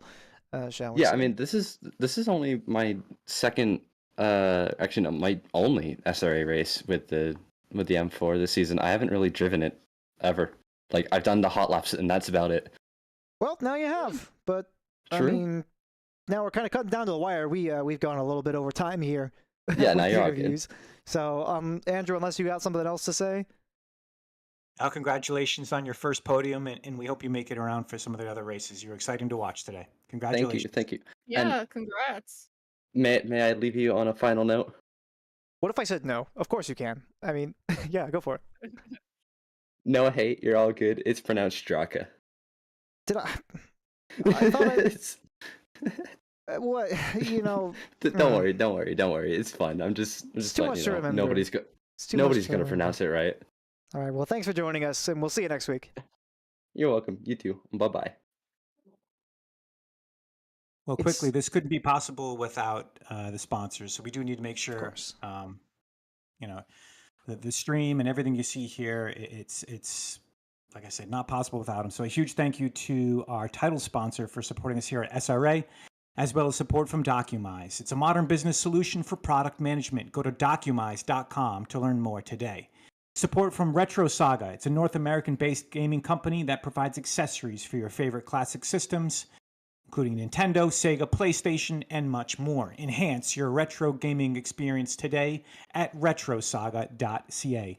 Thank you to our affiliates, Track Racer. Experience redefined gaming with Track Racer's high-quality sim rigs and accessories. Use code SRATE at checkout.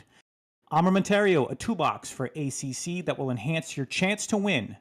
Enjoy a fully customizable and enhanced HUD to change the way you experience ACC. And Go Setups, premium esports setups for everyone. Use our affiliate link on our Discord and take your drive to the next level. Jeez. And we talked about it last week, but Go Setups, pretty high quality, we could say firsthand. It's what I'll be driving with tomorrow. It's what Selena, I'm assuming you're going to be driving with tomorrow. Yep. So, Go Setups. Yeah. They are quite high quality. So huge thank you to the sponsors. And of course, we want to give a thank you to the people on the back end who make this all possible as well. The admins and stewards who will surely be reviewing some of the incidents that we had here tonight. It was an exciting one. I mean, highlights for you guys. Andrew, I'll start with you. It's got to be first, I think all three drivers, but definitely the first two, getting their first podiums and their first wins. Selena? Sorry, what was the question? I kind of tuned out for a second. Your favorite moment of the evening. Give me anything. As I pointed out earlier, I think just watching, like, actually, I gotta point out Vansicle. He didn't have the best of the race, but his pace just said totally otherwise, and it was really nice to see him just like making up all those positions. Unfortunate with another incident with that McLaren, but I mean overall, like just watching Vansicle's pace and his daring moves was very incredible to see, and Tyrell just making great performance, and also Draka's first podium. So those are my three highlights for tonight's race. Only asked for one, but it seems like you got quite the list. And gotta say, I agree. I think Vansicle going for some very, very aggressive moves. I really love to see people posturing like that. I think I'd have to agree that Vansicle's performance tonight was probably my favorite thing to see. So I'm pleased. I'm looking forward to next week. And I gotta say, I'm about ready to close this out. You know, we had some high quality talks with the racers. We had a high quality race in general with a lot of action, loads of the slipstream, especially on the back straight, I have to say I was a particular fan of. So any last thoughts before we close it out, guys? Big Daddy with a big win. What can he do next week at Indianapolis? Big Daddy. Selena, anything left? Just looking forward to next week's race, and also ours tomorrow for Division 3. So look out for that coming out at 9 p.m. PST.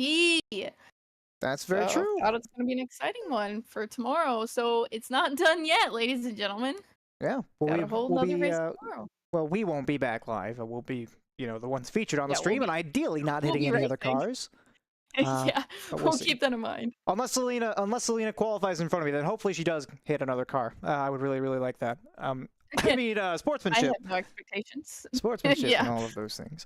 But that's going to do it for us tonight. Division 5, Round 3, Paul Ricard was quite the experience. Next week at Indianapolis, though, we will see who stands atop the pile. There's still plenty of rounds to go and plenty of stories to be told. So we will see you next week for Indianapolis. Goodbye.